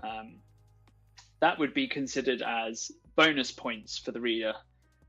Bonus points for the person writing the report and something nice for the reader. But that's up to you. Alrighty. Cool. Okay. So, the technical summary is going to be the middle ground, I guess, between the findings and their evidence and the executive summary. This might be someone that, like a team lead or even a peer of yours, like wants to know, oh, I need to get on top of this situation. I'm joining the investigation, like what's happened. Without having to go through all the findings, what's the chain of events that happened? And it needs to be concise and clear. Okay. Now, there was something I wanted to draw people's attention to. So, again, a friend of mine linked me to this. This isn't completely relevant, really, to this, but I did say earlier that I think quantity doesn't equal quality. I'm trying not to apply it here to this 452-page PDF, but a friend of mine highly recommended some stuff in this. I think that. Have you seen this before? No, I haven't. But can you drop that link inside the chat? Actually, let me make sure you're a VIP. You should be. I am a VIP. Yeah, go ahead and drop the link inside the chat because I think your screen's not going to show everything. Yeah, no, I just wanted to point out that I stuck this in there. I wasn't really going to go into anything. I did use it to understand a little bit around the severity and priority of the situation that you need to 452 pages. Yeah, so that's your reading, and there'll be a quiz tomorrow morning. I mean, right. Yeah. Next stream. So you guys want to loop back for another stream? There'll be a quiz on a 452-page document. The quiz will be generated by ChatGPT, and I'll use that to do the answers. So I literally have to do no work to prepare, but I'll just cause some pain for students. Anyway, so Drop inside Discord. The technical summary. Again, this is another section of the report that might look different depending on where you're working. It might not even exist, but there's a few parts to this. There's the severity or priority of the incident, the systems involved, and thankfully, because we've done our due diligence earlier when we're writing the findings and the IOC table, we should definitely have all those components that we can put them in a little table. A timeline of events, again, we've got all that information. We're just going to rejig it around and put it in a slightly different view. And then we're just going to talk through what happened. Okay, it's really, really, really quite straightforward. I'd say the most challenging thing, I think, is going to be around this severity and or priority. So again, back to pen test world, Luke. Understanding the risk of something was something that took me quite a long time, and I don't even want to say to master it, because I always second guess myself with risk. It is quite tricky, especially I've worked with customers that have their own risk system, which throws a spanner in the works when you're trying to conform to like that critical, high, medium, low informational type sort of paradigm, and it can like trip me up every time. So I have to think quite carefully about each issue that I'm writing in the pen test world, about what the true impact and risk is. So when we think about it from this perspective, there's probably say three.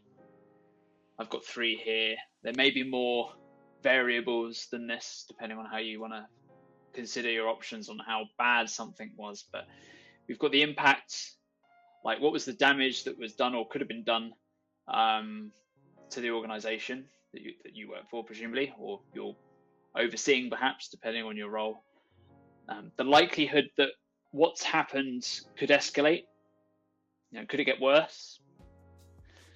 And the scope. So one user being hit by the phishing campaign is probably better than 15 different types of users being hit. So and then the example I took from this document is, there's some examples on, like, they call it priority level. I'm not sure. I think I would probably call it severity, but this is Luke coming from pen test land, so whatever makes you happy, I suppose. And you can see that the way I've understood this from the SOC analyst point of view, if there's an intrusion, like a proper intrusion, execution on something that's internal has at least a high. Okay, like they've got through the front door and have done something. When we've done red team assessments and we've been in that position, it's almost always game over from that point. Like once we're in and we've not been, and we've managed to evade detection even for 12 hours, like we've done a lot of damage. Not necessarily burning things down, but we've accessed things or laterally moved or installed persistence far from the initial point of entry. Anything like this that gets execution should typically be considered high. Examples that are low here, port scanning. I don't know if anybody's, well, I'm not sure if I'm suggesting to try this, but a story that I seem to keep telling people is, I was doing an assessment once of a web application, and I found that I could get the web application to connect to a random database. Now, that's interesting to me, because when that initial connection happens, they send a set of credentials. Okay, so if I set up a database on the internet, I could listen and try and capture what those credentials are. Okay, so I did that. I set up a database facing the internet, and whilst I was preparing my payload against the web app, someone's already trying to log into it. I'm like, hold on, that's not me. China was trying to log in, and Russia was trying to log in. This happened in the space of 10 minutes. That's probably why port scanning is low here. Okay, like anything you put on the internet is going to be hit very, very, very quickly, especially if it's in the standard IP sort of range of things, as in like, you know, less than 1024 and a common port for things. So I think that in that case, it was a MySQL, not MySQL, MS SQL database. So it's happening all the time. If someone's scanning to see whether something's open or not, that's one thing. It's not indicative of someone getting further access. So it's generally low. Still scary though. Don't open your home routers up to the world unless you want that to happen, because it will. And we've got malware infection here as a medium. So that feels sort of right, but it does depend on context. For our example, I think I went with high. So yeah, I'd say the malware did successfully execute within the environment. So I feel like this is medium and high based on it hit one user. They were in finance. Now see that. So the likelihood I put is moderate. Like, you know, we've already blocked it, but we don't know what they did before the executable was blocked. The scope of it was quite high. I'd say 15 users received the email.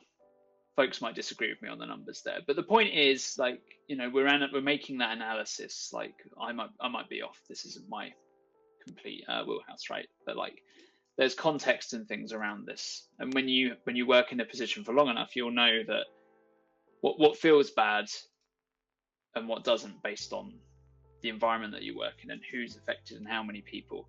You might work for someone. Well, maybe you're a SOC analyst of a company that has 15 people. 15 people in this case, or in that case, would be quite considerable. That's everybody in the company getting hit with an email. And that's a random aside I just want to mention. So just because it's interesting, I've just remembered we did some gap analysis work for EDR coverage and other security tooling across a massive environment. And they had like 95% coverage. So the initial reaction is like, you know, well done. Pretend that's vodka or something. Yeah, well done. You've got epic coverage. It's all razor glass. Well, hold on a second. You've got like 50,000 machines. So that 5% that's missing is how many endpoints in your environment missing. So numbers, be careful with numbers. I think it's my guidance there, or just an aside, because like the context is crucial. Like I said, if 15 people got the email, there's still 15 people, remember? If you're missing 5,000 instances of CrowdStrike running in your estate, that's 5,000 instances more that an attacker could potentially target. They may or may not know it's running, but it's a larger risk. And if you had 95% coverage in an environment of only like 100 machines, it feels like a lot less work to do and a lot less risk. Anyway, random aside. Scary times for people. Anyway, so there's some weighing up to do with this. I think I landed high when I did this. So this is just working out the priority, and that's probably the thing that will take longest for me, for example, if I was writing this, because everything else should now be quite straightforward. We know what system was involved. We have this from earlier. Bang, straight in there. The timeline of events we can reference from our own experience, the detailed findings that we came up from earlier, which are all in chronological order. We have the timestamps, and we just need to put an event next to them. It's important to note that, again, back to what you were saying earlier, right? Like, we don't want war and peace in here. I keep saying war and peace. That's a reference to a very long novel. We don't need to write reams and reams. This is a statement, right? It's not even a sentence. Like, just bang, this happened, right? Yep. Nice and quick to read. And then we get to, oh, actually, I missed something. This is important. Back on the priority, sorry. when we score this, the priority should not include any mitigations that happen based on actions that you performed. So say, and I'm willing to argue about this if there's disagreement. Once everything's been concluded and everything's done, you give the report, and your risk, the priority is high. Why was it high? Should it have been high? What could have been done? And this comes to the recommendations and reflection. We shouldn't allow a high risk issue to be happening. Like if it's avoidable, or there's something we can do or buy or consider buying that could mitigate or prevent that. Okay. If you adjust the priority based on actions that you did, you successfully contained an incident. Well done, you. That's good. That is a good thing, right? You saved the day. You can hang your cape up for another incident, but you shouldn't be adjusting the priority level because it doesn't change the fact that someone was able to get in the front door and do what they did. Okay, so when you're scoring this, don't take things into consideration that you've done to help prevent the spread of bad stuff, because the report will then need to, you archive the report, you send it to someone. This was a severe incident that happened, so it's been given high. You don't go, oh, this was an incident happened, but it's low because we took care of it. No, that's not necessarily the case. There are probably things that need to be done to make sure that doesn't happen in the future. Does that make sense? I think that's a good highlight. You're capturing the priority and severity of the incident as it happened, as it were, not your resolution and triage and the outcome of it all.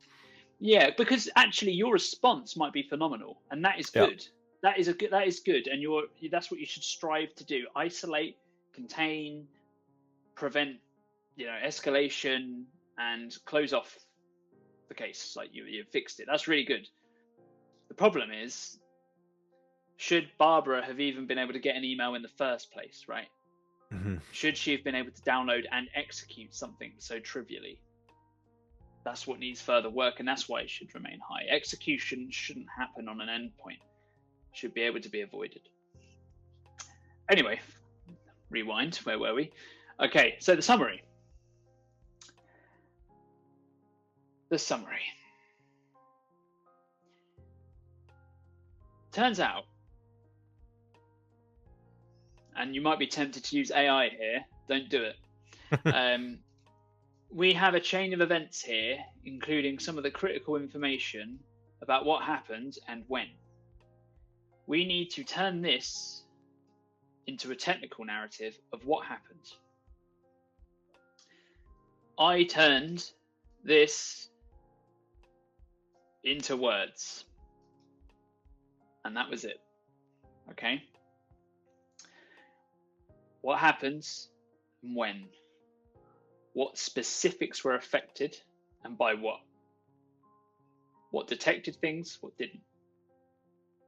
Well, maybe not what didn't. What did we do about it and when? It's as simple as that, right?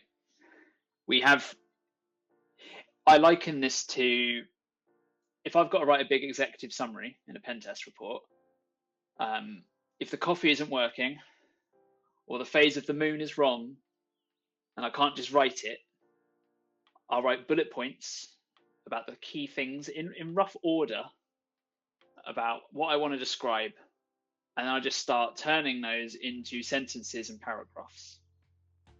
It's similar here, okay? We've got, is that my doorbell? If that's my chair that's been delivered, this would be hilarious. I don't think it is. I don't think it is, but I'm gonna go and find out in a minute. Okay. So it's very similar here. Okay, so we're taking these statements and we're turning them into sentences. And note, it's not endless amounts. You might have to write more if it's a very long chain of events that went from initial breach to final thing that an attacker did. It might be slightly longer than this, and that is fine, but you're just making sure that you're staying concise and to the point, okay? There was one thing after speaking to my friend, and we were talking about the whole speculation thing. I had to check what I wrote, right? And there were cases where maybe I was being a little bit too speculative in here, or omitting details that could lead someone to then ask questions in their head. So, like, for instance, I think Barbara's account being reset was the thing, right? Like, Barbara's account was reset as a precaution. Cool. But I then added this just to make it crystal clear. We haven't found any incident, any vlogs or any evidence to suggest that Barbara's account has been compromised. It's been good practice to reset the account just in case. Like, there's no evidence, okay? Just make sure that you don't leave sentences hanging where, if you're reading it from someone else's perspective, they might think that actually, hold on a second, have they forgot to do something? Or why have they done something and then not explained why? Make sure that there's suitable information when you're writing up to preempt that question. Preempting questions is something that will save you lots of time, okay? Especially if anybody ends up working in pentest world. It's another reason why we made sure our pentest findings were a lot more complete than they were before in terms of context. Same applies here. Detailed but relevant info, exactly. So no evidence needs to be in here. They just break up the flow of the description. And again, this is not a large amount of text, right? We're trying to keep this as short as possible. If they need to go and read evidence and stuff, they can do by scrolling further down in the report. And then you get something that looks a little like this. It's not long at all. Job done. And I think with that, job's done. We can have a break right before we hit the juicy executive summary. Yeah, I think we take a little break and over here. I can see if a chair was delivered. I don't think it was delivered, but like that would be hilarious. Go see what happened outside your door. Yeah, this is really good, really helpful. Yeah, I think the fact that you can just clearly demonstrate here that a findings table can just be converted simply to a paragraph is really, really important to convey. And that's enough. Yeah, and it might be where you might end up working somewhere where they're like, no, we don't need all of this. Just be slightly more verbose or descriptive in here. Sure. And that works. Yeah. That works too, yeah. right? Like there's no. We spoke about this before. Like how I might go about relaying this information will be completely different to someone else, right? Yeah. Like there's exactly. For something like this, where we need to be concise, just get the point across, there's a variety of ways of doing that. I mean, we could make this whole thing far less redundant, personally.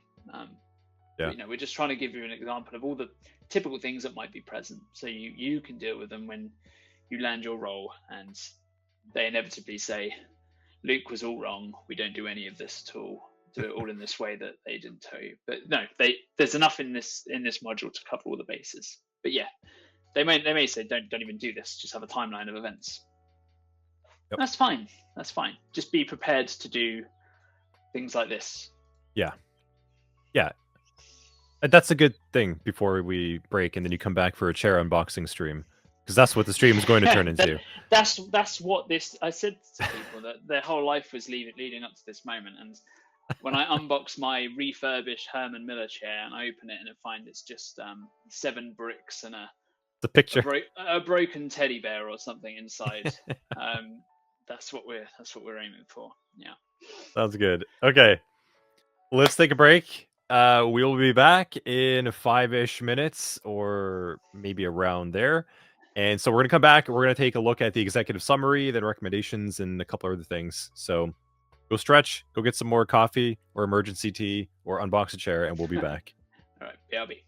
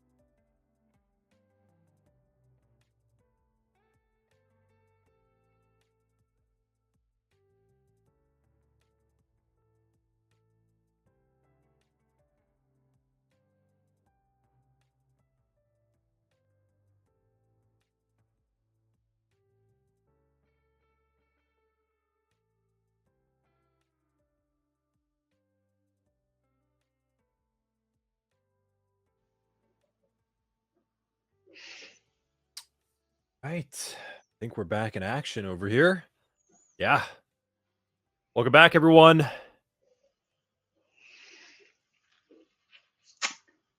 Was it Hello. a chair, Luke? No, it was not a chair. In fact, what it was, for those with young children, they know what this is, but they are cartridges to put in a nappy, or should I say diaper bin, for storing copious amounts of baby output. So yeah, it was not my chair at all. Sadly, that is obviously never arriving. But yeah. Sounds good. Okay, well, I think we're all back in action. Hope everyone is still enjoying, engaged. This is a lot of good content. This is the stuff that is arguably harder than getting the technical side right. So a little bit more It to go is. over here. Yeah. What do y'all Yeah, think so far? Rest the chat. if you're asking me, I think it's amazing. I'm really enjoying it. I think this is really, really helpful. This information that I wish I had when I first started writing reports instead of slogging through them, figuring it out, and failing upwards. Yeah, like it's a difficult one to. It's definitely something that is mostly learned by experience, which is fine. But like one of the selling points to my course, you could shortcut some of that experience-based learning by doing stuff better early, right? Yeah. Like rather than failing early, being better early, because a lot of the time, like it's a little different in the SOC analyst role, I think, because your technical prowess will be known internally, right? So your ability to diagnose and contain an incident, your peers will know, your manager will know. In the pen test world, a client's the only output a client gets is your report, right? So it's critical that that is as good as it can be. And sometimes these things are used, for progression's sake within an organization. I know it was where I used to work. Like, if your reports went up to scratch, that would actually get logged. People with reports being rejected, like that feedback was automatically sent up the chain. So it's good to get a handle on this stuff. And it's nice, you write a good report and people will be able to notice, for sure. I mean, there's one guy that worked with us on the M&A team, right? Showed real prowess, right? Like as a technically, but his reports weren't amazing at all, right? He was fresh out of uni, it's fine, but in the space of 3 months, completely changed, right? And he left the M&A to go and work on something else, and he said to me that the feedback he was getting from people reviewing his reports was like, this is what some of the best stuff they've ever read. It's like, well, there you go. Get me to red pen your reports for 3 months and beat it into you, and turns out that a lot of people are just capable of doing this, are just not told how. Anyway, so no chair for me. No chair. No chair. So back to this and the sinking chair. Let me just do a quick reset. Yep. See, that honestly, like, it's ridiculous. Okay, right.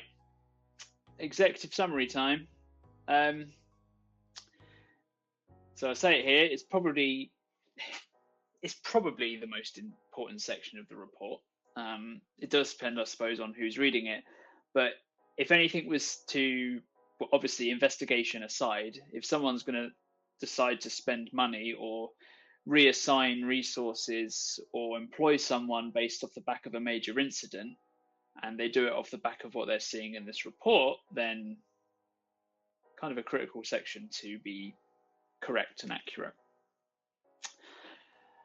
So the guidance that I would generally give around this is that most technical information needs to be missing from it. You can describe what's happening, but just assume that, I mean, again, know your audience. If you've got an intimate relationship with, maybe not intimate, it's probably the wrong word, but if you know someone very well, like you know your leadership, you know who's going to be reading the report, and say they've been in your position before and they understand the technicals and they are okay with that being in there because they're going to be the ones using it, it might be fine to put some of that stuff in. But always, you know, as I mentioned earlier, you don't know who's going to be reading the report. So, like, my general rule of thumb, even for an executive summary, keep the technicals to a bare minimum. They really shouldn't. They shouldn't be there. You've got the rest of the report to talk to about that stuff. But as I said, you know, it does vary. There was something that we spoke about actually that I bring up here. And in some ways it ties back to frustrations and being emotive. The output of, well, for a pen test report, we can show, as a consultant anyway, you show up, do your assessment, cause carnage, here's the report, here's the recommendations, bye-bye. When you come back like a year later to do the test again, and you find all the same things, you can be a bit like, that's a bit naff. You know, spent 2 weeks working hard to uncover things for a client, and then you start questioning, like, you know, what a lot of the reasons why people do this sort of work is it's fun, but also sometimes, you know, be good to make a difference, right? Especially when you're testing things that are sensitive, and you can get disheartened by that. And I think from the SOC analyst point of view, you might, and I mentioned this earlier, you might have constant, another one of these incidents has happened. If only management listened to us and puts in this thing that stops X, or another department takes our recommendation on board to apply Y to stop Z. The fact of the matter is that a lot of the time when we write these reports, we are just boiling up the summary of something that happened in this case and the risk and the impact that it poses, and in this case, what happened. In terms of recommendations, the company will need to decide whether or not it is reasonable for them to manage the risk or try and fix it. And sadly, there's a lot of cases where, you know, you'll be raising things that you want companies to sort out, but it doesn't make financial sense for them to do, or it might not even be feasible. Like, remember that a business is a business, and to pay your salary, they need to make sure they've got the money to do that. It's like budgets are budgets for a reason. Like, there's not just an unlimited pot of money to draw on because someone needs, like, the next tier up Splunk thing. Oh yeah, just buy it. Like, businesses that survive are ones that are sensible. So I guess the broader message is just don't be disheartened when you're constantly raising things and nothing seems to change. Like, it would be rare that you're not being listened to, although it can happen. But a lot of the times, like, some of the things that are going to be suggested, like, at the moment, might not be affordable. And the decision makers above you also report to other people. Like, their budget comes from somewhere.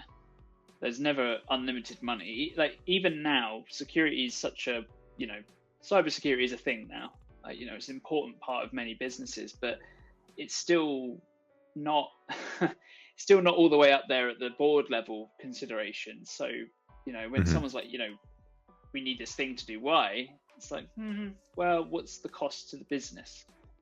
It might not always be money. It might be we need to pause product development or customer onboarding or other things. And there's a lot more factors involved. And I think some people realize, like, you know, you need to do this X bit of work. Well, actually, that has a cascading effect on other things that are actually driving revenue. So yeah, don't be disheartened when you write things in, like, not so much the executive summary, I guess, but like in the recommendation sections. The stuff doesn't seem to be moving with the business. A lot of the times, I mean, I've heard this a couple of times, I think now, from CISOs, that they've got to strive to work with the tooling and the capabilities that they've got more than just finding a solution to fix it. And that's a much better approach because it means you're more familiar with the technology that you've got your hands on, and you're not just going, oh, that vendor said that it can block all 0 days. Let's just buy that and plug it in. That doesn't show maturity. So just be aware of that, okay? Like, not everything you find or uncover that raises a mitigation or prevention is going to be fixed overnight, because there's more to it than that. Right. Yep. Good points over there. So Eric's got to head out. Thanks for being here with us, Eric. Thanks for the support. Brohart, welcome back. I haven't seen you in a little bit.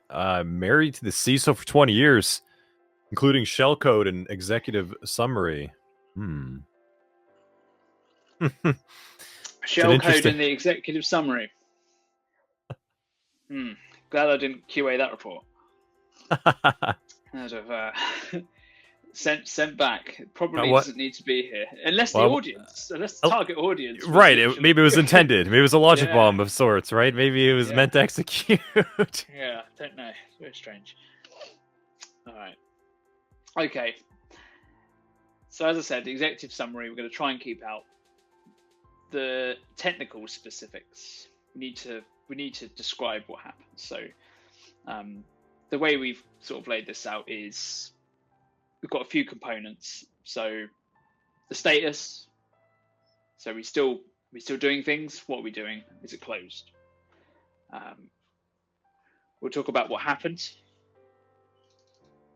The risk or impact to the organization. We don't need to say the risk is, the impact is. I think you can do, but it would need to tie back to what we spoke about in the technical summary slightly. But we need to avoid speculation. We need to make sure we're clear with the current state of our view on things. And if there's unresolved things, we need to say that we're working on them, right? Not cause speculation. And then some context. So for this one,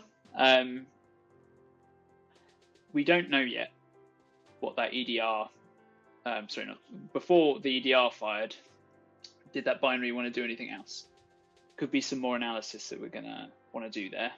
We'll talk about that in the recommendation section. So we're going to leave this one as under investigation. Now, for a lot of this other stuff, we've written the technical summary. I don't want to say you should copy and paste.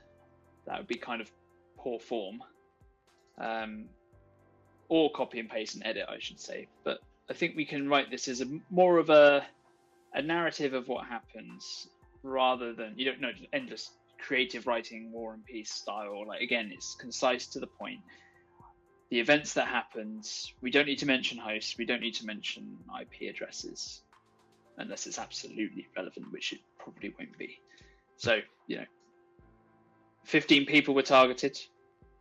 They got an email impersonating as the IT team, telling them to download a Windows update. Simple as.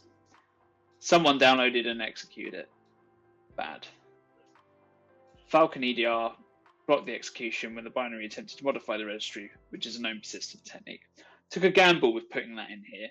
I'm hoping that the person reading this is in the know enough to understand that they have this significant product that has this capability and understands persistent technique.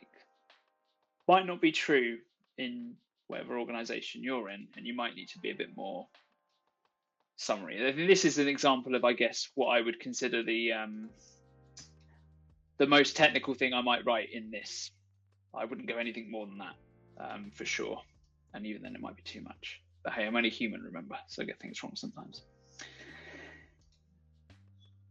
Then we need to describe what we've done.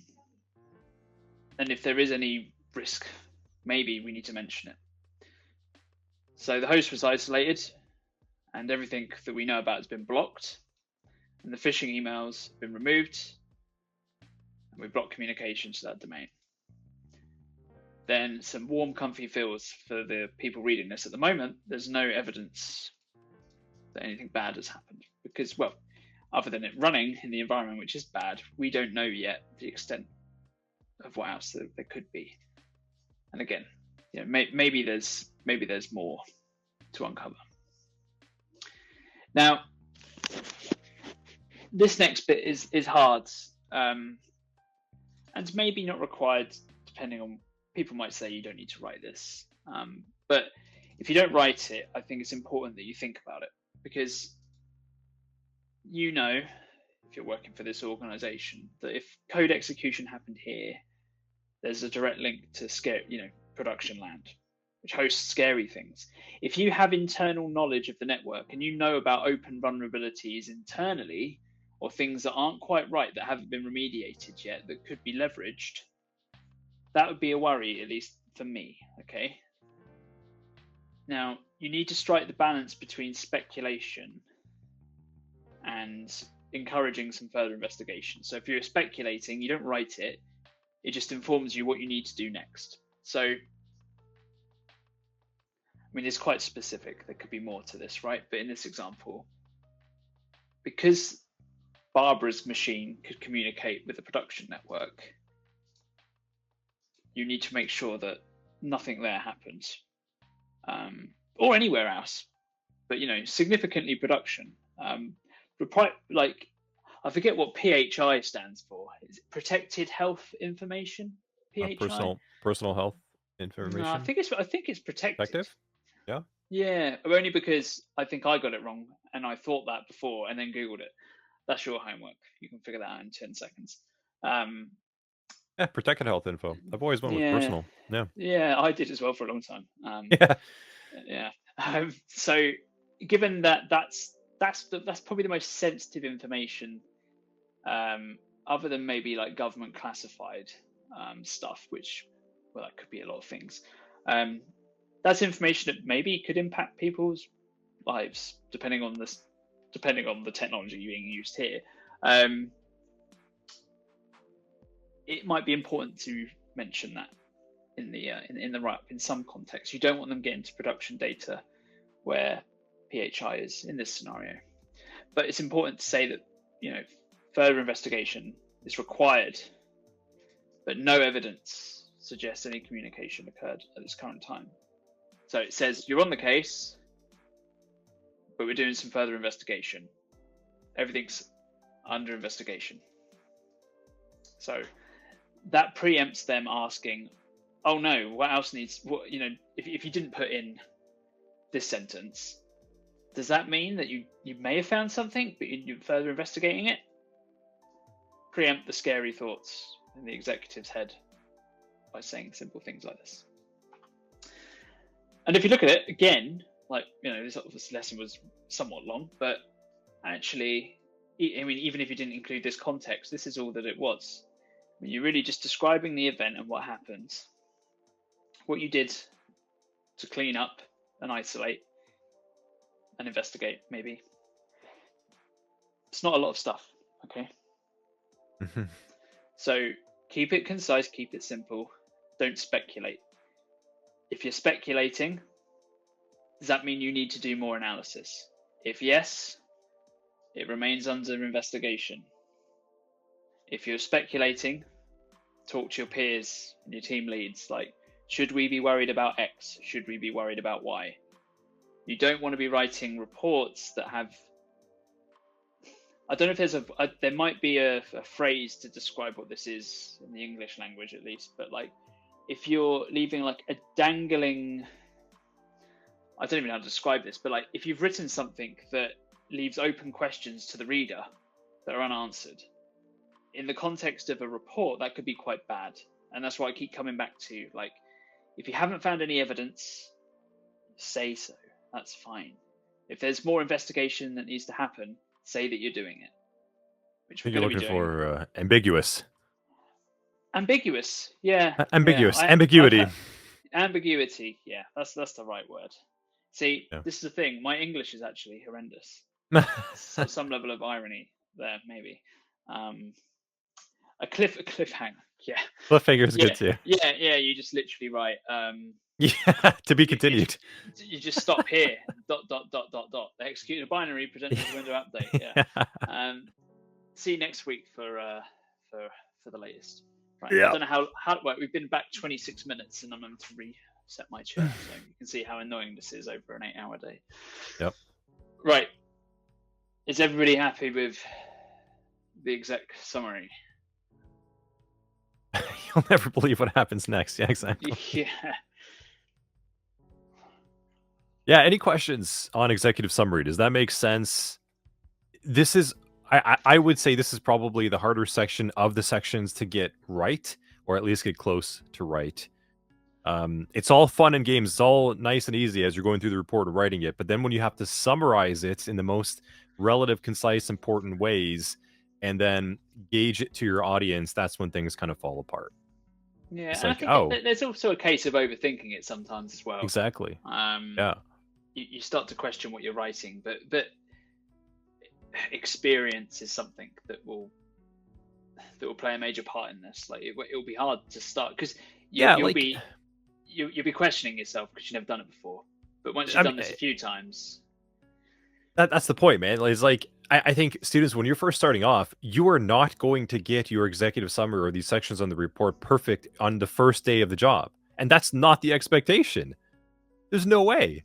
Like we know that it's going to take time for you to refine and polish your communication.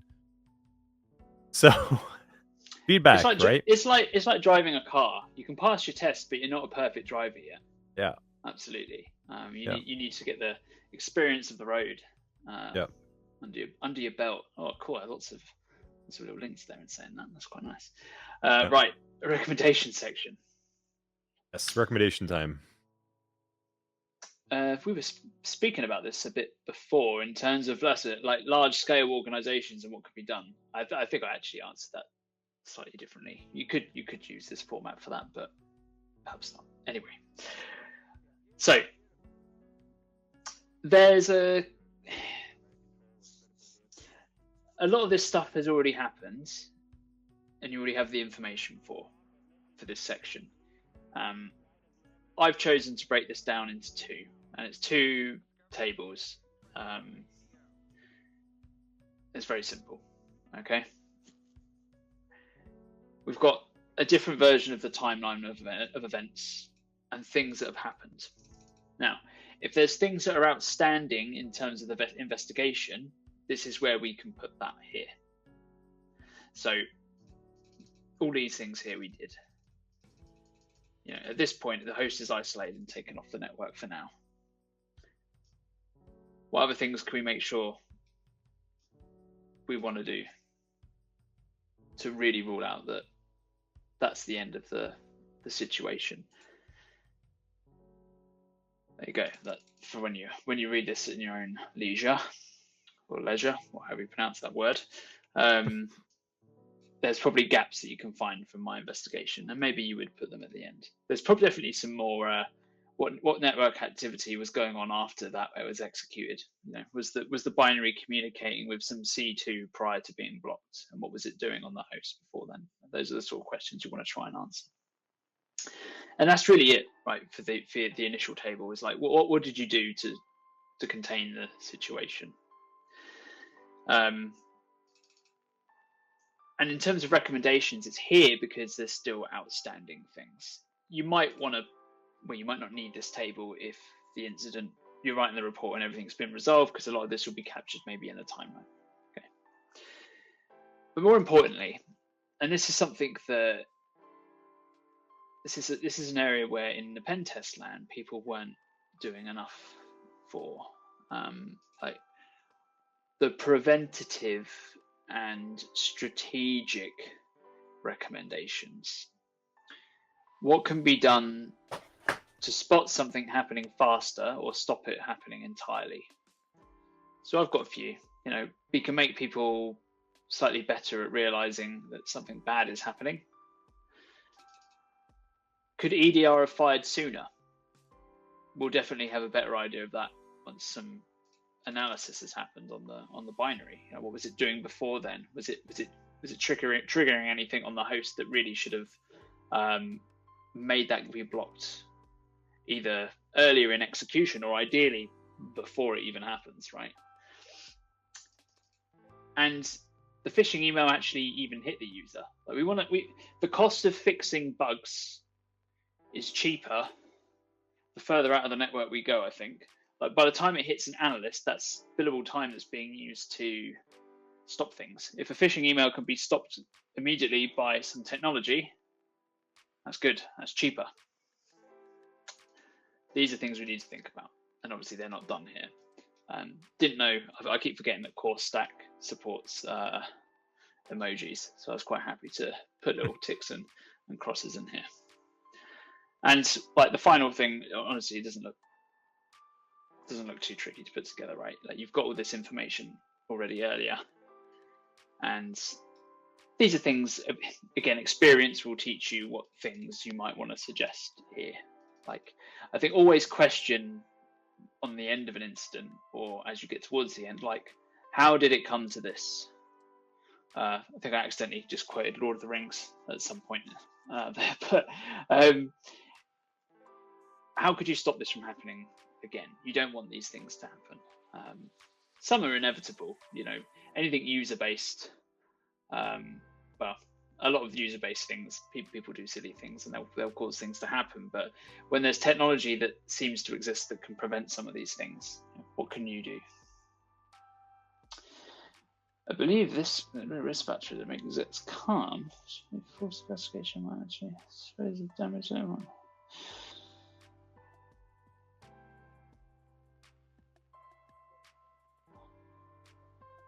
Yes, I wouldn't disagree with that.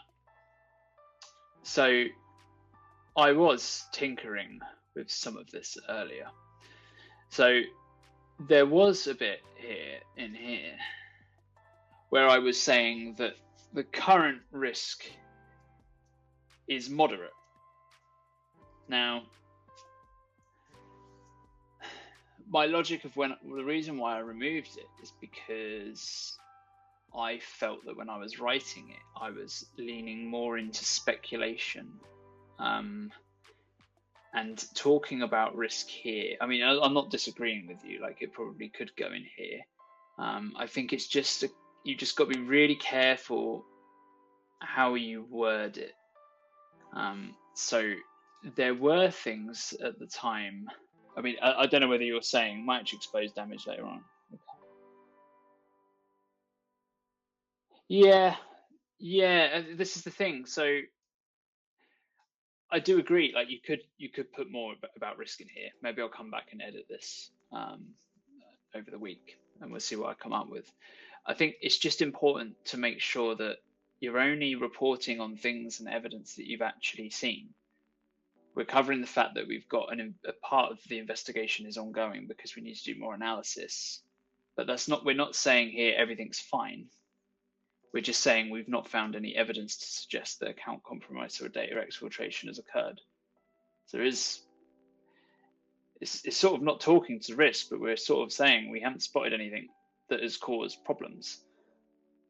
So there'll be times when people do an investigation and they see unrelated things happen that don't indicate something bad has happened, but it might be worthy of mentioning in not the executive summary, but in the report, which will send people off in different directions and may not be calming, but it may end up being unrelated. So I guess what I'm saying really badly is we need to still remember we're sticking to the facts of what we've seen. And if we've not seen anything to suggest that at the current time of the under investigation thing, we need to say so. But I will take what you said on board, and maybe I will rework this ever so slightly. I take all critiques on board. If anybody else has any qualms. Yeah, fair enough. Yeah, articulating the risk is it's a balancing act on the summaries. I mean, if you introduce the risk and you capture it, if you close it enough, I think it's going to lean more towards what is the culture and expectation and stakeholder expectation of communication of risk at that level. I think ultimately.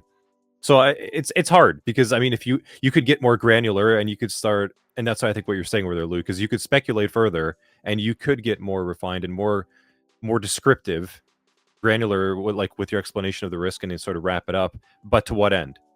Mm. And with like a generalized structure like this to introduce the concept of what you're doing here is important, because I think it's dangerous if you go further and you keep on communicating the risk and start breaking it down further and further. Well, then you could also mislead the student to a degree that they start to do that all the time, and that may not be the expectation either.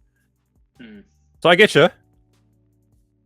Mm. Yeah. It is tricky, and this is what I Yeah. was saying this earlier. Like when I have to like risk rate something, I personally find it quite challenging sometimes. Like I have to sit Yeah. and think.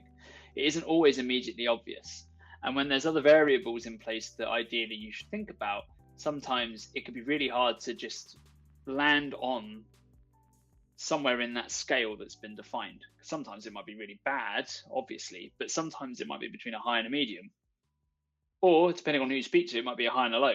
Mhm. So yeah, it's difficult. And when you put a label on it, that the certain label invokes a certain element of reaction that maybe isn't warranted just yet because you don't have all the facts. That's where you've got to be really careful. Mhm.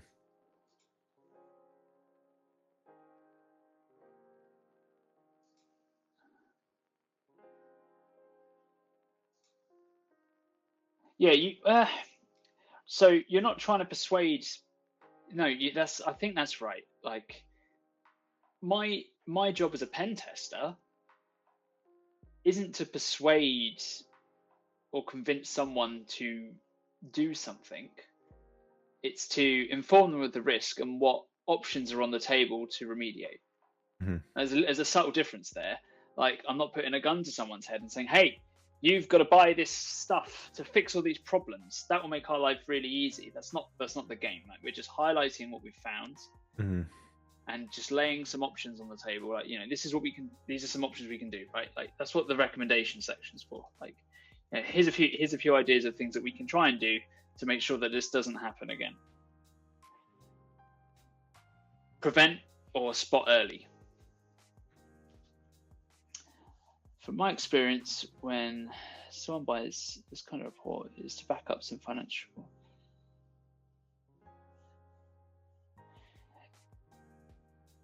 I think it depends. Yeah, it's not wrong. Yeah.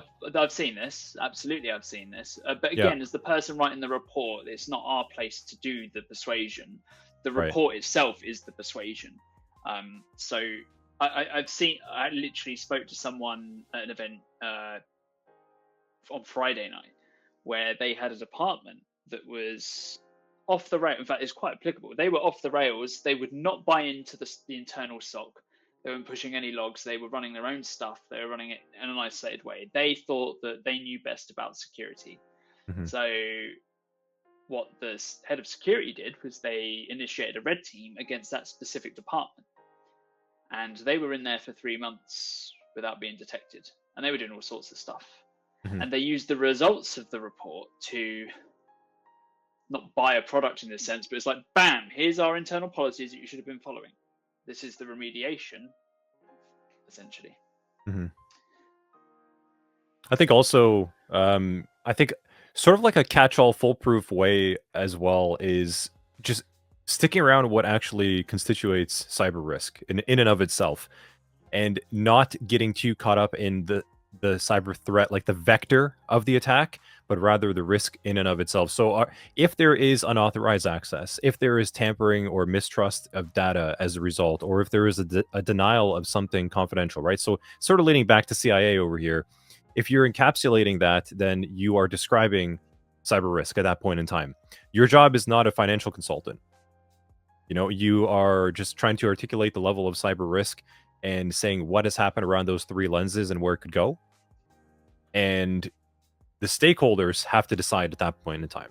And they will quickly be able to decide. If it's a business related executive summary, they'll know what to do. If this is an executive summary as a SOC analyst report or a pen test report or a GRC report or a threat intel report, they all have different deliveries that you need to communicate in that way. But leaning back to a compromise of anything confidentiality, integrity, or availability, you can't go wrong. That's ultimately where you want to communicate the risk, I think. All right. Anything on recommendations, folks? Any other questions? Yeah. Yeah, for sure. Glad you're enjoying, Caleb. Like we were saying, like Luke and I, like this is hard. This is the hardest part, is the communication of it all and tweaking and tuning. Like if you look at auto runs, a registry, there's only so many locations in the registry where you're going to get an auto runs. It's black or white. It's quite binary. That is it. You cannot under or over describe it. But communicating that, different story. Yeah, it's tricky, and it changes, right?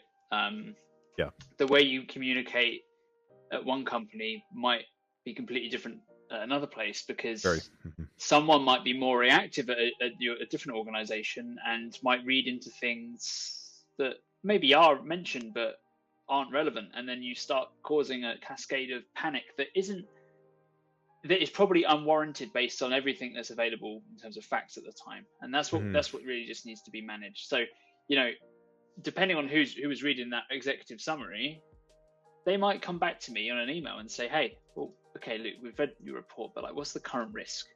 Yeah. Okay. And like, it might be a phone call to just describe where you're at and at the moment what can and can't happen. But that might be different depending on where you work. Yeah. All right. We've almost made it. Yeah, we got a little bit more. We could take another quick break, and then yeah, we're almost there actually. Yeah, okay. almost there. So let's keep going. Okay. This is really, so I'll go back slightly. So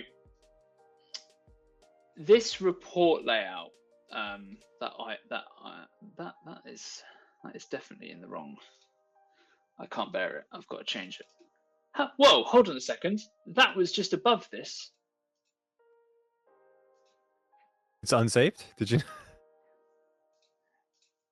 says unsaved over there at the top. Oh, okay, that was weird. Sorry. As we were saying, right, so there's other than these two sections here, there's somewhat of a narrative flow, right? Yeah. So somewhat. Actually, I might retract what I just said there. There's different ways of laying the report out. Okay. If I was rejigging this, I might do it in a slightly different order. For example, and nothing's wrong, it's just Luke's opinions. I might have executive summary, recommendations, IOC table, technical summary, detailed findings, appendix. That's how I might lay this out if it was me. But this is a common example, I'm told. So I'm doing as I'm told here. I'm working within the parameters of the SOC world. The conclusion's the next step, because at the end it implies you sort of read from the top to the bottom. That's fine if it's at the end. But naturally, because it's the conclusions and next steps, and we've already covered the recommendations, there's a bit of duplication here. So this section is very easy to write. What's the status of the investigation? Copy that from another section. What specific tasks are left to do in terms of investigating to determine whether more investigation needs to happen or whether we can close this off? What other things do we need to consider for making sure this doesn't happen again? We have all of this information in the different sections. So we've got that from the executive summary. We've got this from the timeline. Not the timeline, sorry. We do have some of that from the timeline that was isolated. We've got some of this stuff from the recommendations. We've got this from the recommendations. And that's it. That's all that section is. In some of the cases, it's likely. I would bet money that you don't see this that often moving forwards, depending on where you write your reports. Mm-hmm. But it's very simple if you do have to write it. Easy. Yeah. Easy. I think we should have a break now, and then that gives us a decent chunk for the rest of the things. Yeah, because we've got what, just the common mistakes left, and then the common mistakes, and I'll give a little bit of background to the challenges, and then we're more or less done. Nice. Okay, yeah, let's go take a little bit of a breather over here. I'm going to Throwing the beer right back. Let's cut our cams.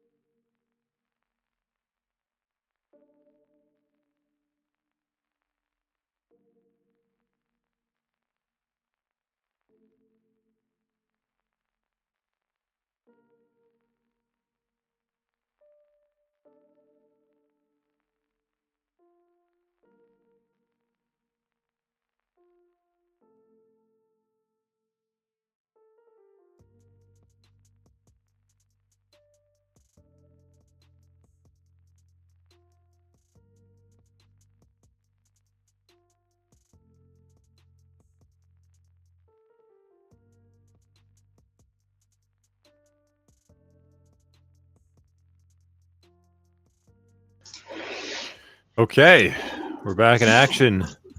Sweatered up Luke over there. Yeah, it turns out that so my office is really small, like really small. Yeah. And well, I mean it's not tiny, but so this is just the room. It's really I call it small. Anyway, there's this radiator next to me that I just can't turn off. So when the heating is on, this room is an inferno. I had to get an aircon unit installed, but when it's not, it can get cold again. So it was hot, and I went outside because my wife has come back from her parents' house, and I'm immediately like, it's freezing out here because the temps out there were ridiculously cold. But now I'm cold, and I'm going to be taking this off again, I think, in about 5 minutes. Sounds good. Yeah, anyway, sorry. I do love to go off on one. Right, what we saying? Yeah, right. So, common mistakes, I think, right? That's what we're on to next. And then we want to talk a little bit about the challenges, a quick intro, and then where to go from here. Earning too much if you can afford heating bills in the UK. Yeah, well, I mean, the way I got around that previously was by having this desktop machine down here turned on, which that would be the radiator, I suppose, of this room. But the radiator still is busted, so even if it's boiling in here, I have to turn the aircon unit on. I think the aircon unit is the thing that I probably said about my salary, even though it isn't true. I probably can't even afford to turn that on at the moment. Anyway, right. Common mistakes. Now, when we talk about common mistakes, I've tried to be as SOC Analyst specific as possible here. There's probably more common mistakes I could talk about, but for that, you got to buy my other course. Right. So, and there's not that many. I mean, come on. There's only so many common mistakes you can do with writing, and some of them are subjective anyway. So some of these are really obvious. I'm going to start with one that I was absolutely terrible with. Right now, when you write something, read it. Yeah. Just read it. This thing up here, my brain's very like all over the place, and my initial attempt at writing anything is a mirror image of that. So the articulate information that I think I've formed in my brain doesn't quite make it to the word processor that I'm writing into. And a long time, I would write something, and then after I finish a sentence, I would just go and edit a few words in the sentence to change it, and I wouldn't read the entire thing that I've finished writing. I'd move directly on, and I think I'd be done, and then I would submit that for review, and then people would be like, Luke, you need to go and read through all your work because it's garbage. So that was something I needed to get on top of quite quickly. So, quick one. When you finish writing a sentence or a small paragraph, stop and read it. Make sure it makes sense to the best of your abilities. Like, right, if you're a non-native English speaker, for example, and you're writing in English, hey, I can imagine doing that for a start. So hats off to you for trying. But just make sure you're reading through your work. Just absolutely, because it will save you time. If there is a QA process and it gets sent back to you, you've then got to do all that stuff again. Now, it might be that what you've written is acceptable. Like the bar, if you're working internally, the bar might be lower. Not ideal, really. I mean, I'm always pushing for perfection, but the bar might be lower, and maybe it gets passed. But like I said before, remember that some other people might be reading that in the future, and it's a reflection on your work. Like you may have been technically gifted, and you've done everything that you were supposed to do, but when you articulate that, it doesn't come across as very professional, and that would diminish your abilities, right? It doesn't make you sound like you're very good. So just make sure, just do the bare minimum of rereading your work. Right, if you, I can't think of a good analogy, but just check your stuff when you're finished. Spoke about this earlier. Do some defanging. If you don't need to put URLs in your report, then don't. Mention it when you need to. UTC time zones we covered. If there is an offset that you need to mention, then do so, but try and stick to UTC, I think is the best advice. And this is the format that you want. In fact, if I'm being really picky, if you're ever putting a date on anything, please just use that. It will sort so much easier, especially in files. Don't start with the first day of the day. I get quite passionate about dates. I think it's like I said earlier, having to deal with the whole month day thing. Like, no, stop it. Just be logical. And we've covered this at length at this point, like the speculation. Can read this again when you want. And the conciseness. Like, you'll notice through all of these things, like there wasn't reams and reams and reams of stuff written. It was to the point as possible. And that's just how it could be. Any questions on any of this? I think so. Those are some pretty important points to hit home right there towards the end. I think there's quite a good amount of, like, you're repeating a lot of the same points throughout each of the topics, and you're increasing the complexity with each one as needed. And yeah, the summary is quite good at the end, just to really hit it home. It's simple if you keep it simple, right? Don't make it harder for yourself. That's the challenge. Yeah, exactly. And there's more to this, right? But I think these are the key. This is the key. Like, these are the key points. Yeah, honestly, for this specific. This is enough. Like, to be a SOC Tier 1 analyst, if you can get through this module, like, you have enough to start writing reports. And if you want to get better, that's what Luke's other course is about, which we'll talk about shortly. Yeah, I mean, to some extent anyway, right? But we'll get to that. So, like, I mean, and going back to the point around, like, acceptability, like, in the pen test consulting world, where I'm a third party and I'm testing for a customer, that document is going to my customer, right? Internally, it's being presented to your direct leadership, maybe your team lead or whoever, right? Maybe execs. Now, the bar might be able to be a little bit lower. Okay, it's not leaving the organization unless Luke turns up and starts reading your reports. But sometimes things can be slightly more lax. Now, I would just say, take pride in your work. That's all, right? Do what needs to be done and do it well. You don't need to be sloppy. Just reread your stuff, be concise, do all the things listed here, and you're pretty much on the way to being, solid report writers. Is I there always got a question, yeah. Place to use data visualization?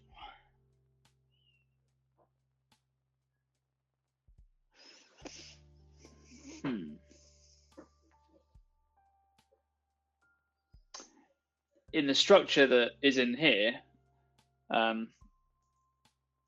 there could be, but I think it depends on the context. So network graphs and alert patterns almost sound speculative in contextual nature. So, like, I mean, that's how I'm reading what you're saying. I could be completely wrong, but we're looking at spikes of traffic.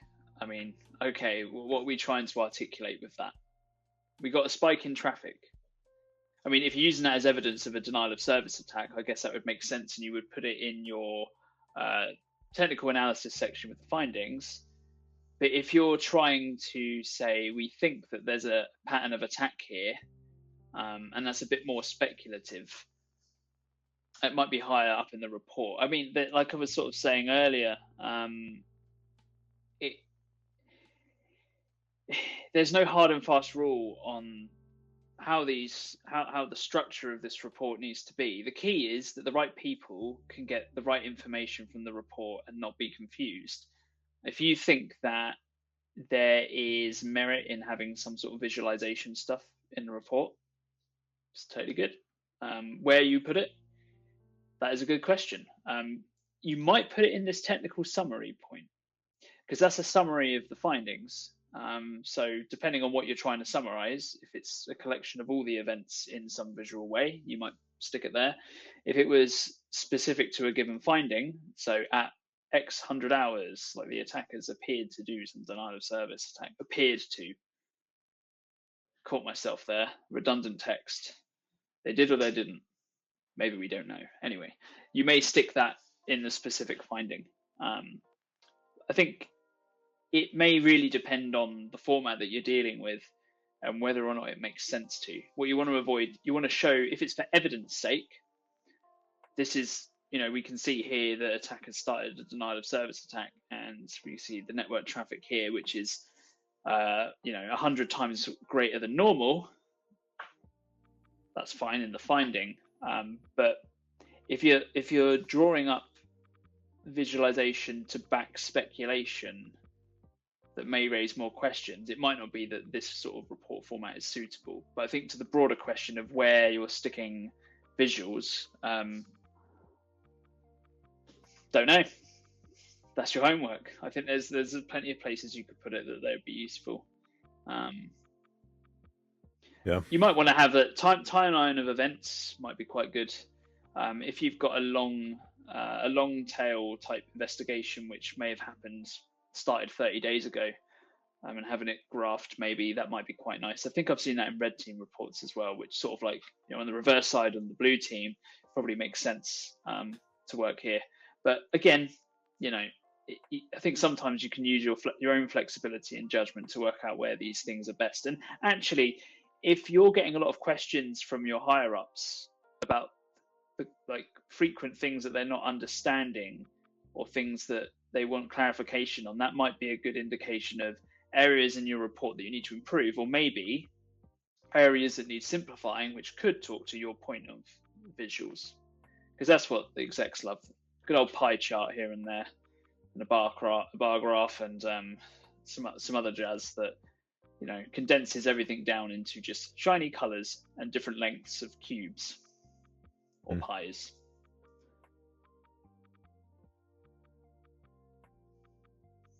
There we go. Cool. All right, any other cues around? Well, anything at this point.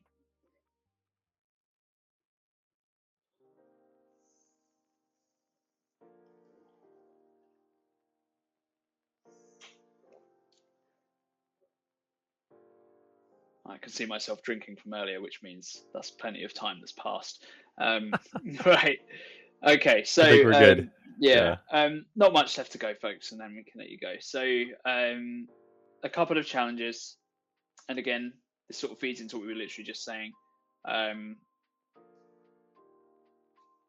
There's a lot of information in this module.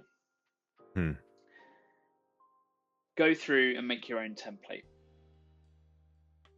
You can decide the order of these things, what goes in the sections that you think is applicable, but make sure you have good reasons for putting things or omitting things in certain places. Put some examples in that you can refer to. May come in handy in the future. You don't know. You may start your role and go, oh, look at this report template that they're using. It's diabolical. I remember some British guy telling me the way to do this was this way. And then you've already got something in your back pocket. Then you can go, oh, Mr. Manager, check this out. What do you think of this? So give that a go. And I've put together a slightly more complex investigation narrative if you want to use your said template, or just use the structure that's already outlined in the report to write up your own report from scratch, just as a little bit of practice. Nothing too strenuous, although you can make it as strenuous as you want, I suppose, because you'll need to fill in any gaps in the context that you don't know, which is also fine. You're allowed to do that. Remember, the context for this narrative is just another incident at the same organization, so you can refer back to the fictional context for some more information. I think it's really good. And also, something that you're not actually saying here too that I just kind of realized is if you guys go back to the login event analysis module, the email security, or the Windows triage malware analysis modules, you have several challenges there for you to do on your own that are all like little mini incidents. There's no reason why, now that you have the report writing structure and you also have been through the CTI module, you can go back to any of those and go and write a report on them and then share it. Go share it with the student side of Discord and get some feedback. See what people think. I would highly recommend to do that. Yeah, I mean, we spoke earlier. Like the best way to get feedback on this stuff is by having other people look at it. Yeah. If you ask ChatGPT for some feedback, weirdly, it will give you feedback, but will it know what looks good, what doesn't look good? Not sure about that at this point. It's still a little too like agreeable in nature. It's very I would agreeable. Say. You could tell it anything, and it would say, "Oh, apologies, I didn't realize that 1 plus 1 equals 724. Let me rewrite my calculation so it fits." Yeah, like it's you want like an angry ChatGPT. That's what someone needs to make is like the angry, honest. Yeah, be brutally honest with everything I say from now on. Yeah. I mean, maybe that would work weirdly, but maybe if you prompt it. I don't know. So maybe I'll try that later. But yeah, cool. Yeah, go and get some feedback on your stuffs.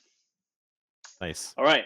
Okay. And with that, the hard sell. No, I'm just joking. So obviously there's a quiz for folks to do. Yeah, where do students go from here now? So tell us, Luke. So I mentioned I've got a report writing course. Now, I'm not trying to sell stuff that isn't applicable. So, this is very much geared towards a pen tester type report. But there is a lot of things. So I'll just client communication, there's some critical bits in here. One thing I found with a lot of consultants is they don't want to pick up the phone and speak to people at length that they don't know stuff about, which is fine. You fear the unknown. It's just a human trait, right? And once you start in this field, you'll be overwhelmed by the amount of stuff that's out there. It is you think of security and then you think of everything that exists within computing. There is some security aspect to it, so you won't know stuff, and that's fine. But you must get into the habit of talking to people. So in the pen test world, it would be talking to clients. For you folks, it might be internal parts of your business, right? Some of them might actually be your customers, right? Like if you are somewhat segregated security SOC organization, you may be the supplier of their security. So it's important that you speak to them and understand their tech. And I go into some stuff around that in my course here. And some of the other stuff, I mentioned that there's other ways in making your writing better and things like, there's different, some of this stuff might not be applicable to SOC stuff, but you'll see that, good old facts versus opinions is mentioned. And there is some small tips around like writing in a second language, if that's applicable. But there's a whole load of things in here that may or may not be useful to you. If you've got anybody's got any questions on this, like drop me a message. I can answer any questions you might have. But it is full on and packed with information and some little exercises for folks to do. So may or may not be relevant to you. Just throwing it out there. I do have some other courses that are, sort of a bit more technical, where I'm basically building out a larger blob of courses that's essentially around how to perform code review assessments. So it's, completely different vertical to what you folks probably are sort of interested in. But, if there's any interest in things like how to prepare for a code review assessment, or if you want to learn more about threat modeling or architecture review, that could be interesting. Or implementation, which is more code review level. The architecture and the implementation side coming hopefully later this year. Hopefully I've got time. There's some links in here, or I'll put them in the chat in a second for you to check out if you're interested. But no pressure. That's just what I do that isn't report writing. I'm not a one-trick pony. And yeah, I guess at that point, thanks for everyone for coming. Good turnout, and hopefully it was useful. Yeah. Thank you, Luke. This was really good. Thank you for putting all this together. This was definitely a good amount of work. This is a quite an extensive module as it is right now. Quite useful for students to get up and running, get reports written and delivered, and get feedback and iterate on the process. And of course, there's another step up from here for those that really want us to specialize and refine the report writing skills and dive more into these deeper technical level of report writing areas like AppSec and code review and threat modeling and such. Your art of report writing, as you like to call it, I think would be a really good step for students as well, too, from here. Yeah, you could. I am Mhm. available on Discord, either in the Yeah. Level Effect one or my own one, which I'm trying to grow out with some peeps. So if anybody wants to help out with numbers and join for the weird and wonderful banter that is mostly me at the moment, just talking to myself or two other people, please do feel free to join. Yeah. Take a look at the links that Luke's dropped for you in chat. He's always happy to yeah, he's in null mode, Karina. Null mode, yeah. There's no Yeah. backstory to that name either. I think it was randomly generated. Null backstory to null mode. I wouldn't have guessed. No, I didn't even think of that. No, Ah, null backstory. Backstory equals null. No. null. That's right. Return It's 0. maybe it's on dev null. I don't know, but Dev null, yeah. all Maybe. right. Yeah. Well, any questions, anyone? Anything that you want to ask? Now is a good time. Anything on the presentation, the module, anything you want to know about Luke? That was a good time to ask. Otherwise, yes, of course, he's available in Discord, either in ours or in his, and definitely looking forward to seeing some of the reports and things that you students get up to. Give them a minute over here if there's anything that they want to compile. Someone's writing a nice epic question. Yeah, there's something brewing. It'll take me 45 minutes to answer. Well, Rita wants to know, will we be learning more on threat modeling? Yes, actually, in the SOC 100-5, there will be more on threat modeling. The cyber threat intelligence module that we went through yesterday actually is an intro to some degree to threat modeling, where we had an incident or an event and we kind of work through a timeline. That's effectively the beginnings of threat modeling. So yeah. Abe joined your Discord. Luke, there you go. Abe has bumped up the ranks. Nice. I can send that aggressive. I've got a couple people here. Let's send that aggressive. Get lots. Oh no, I don't. No, it's that. It's that like really aggressive. I think it's a peach just sort of doing this. Like the peach? reaction. I only know about that like peach? kid, like the kid screaming like that. I don't know about That's peach. a peach, isn't it? Is that I what don't it know. is? I don't know. It looks like an aggressive peach, like being really happy that someone's joined the Discord server. Let's see. It's, The introductions? yeah. Oh yeah. I see Abe over there. Well, yeah. Scroll up. Oh yeah, I guess that is a peach. I never thought about that. I Yeah. just thought it was like a Discord ghost or something. But yeah, It's just extremely aggressive. very. There you go. I can use it again. Bam. Yeah. Look at that. Aggressive peach. Awesome. Okay, well, I'm not seeing any other questions pop up in chat. So, with that being said, once again, Luke, thank you for contributing to SOC 100, putting this together, and providing all of your years of experience into a nice, concise module over here to get students started on the report writing skills. They're going to benefit from this tremendously, either in the course or on the recording, watching through it again.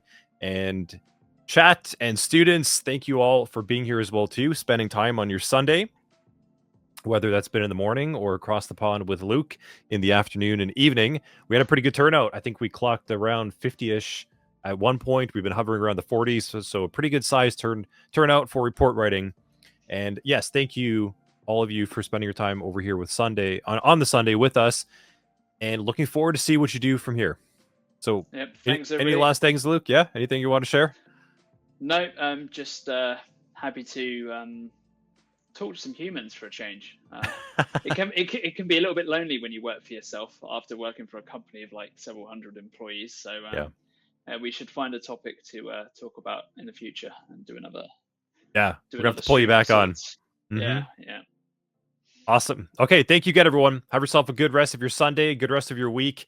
And the recording for this one should be out on Wednesday. So take a look at that.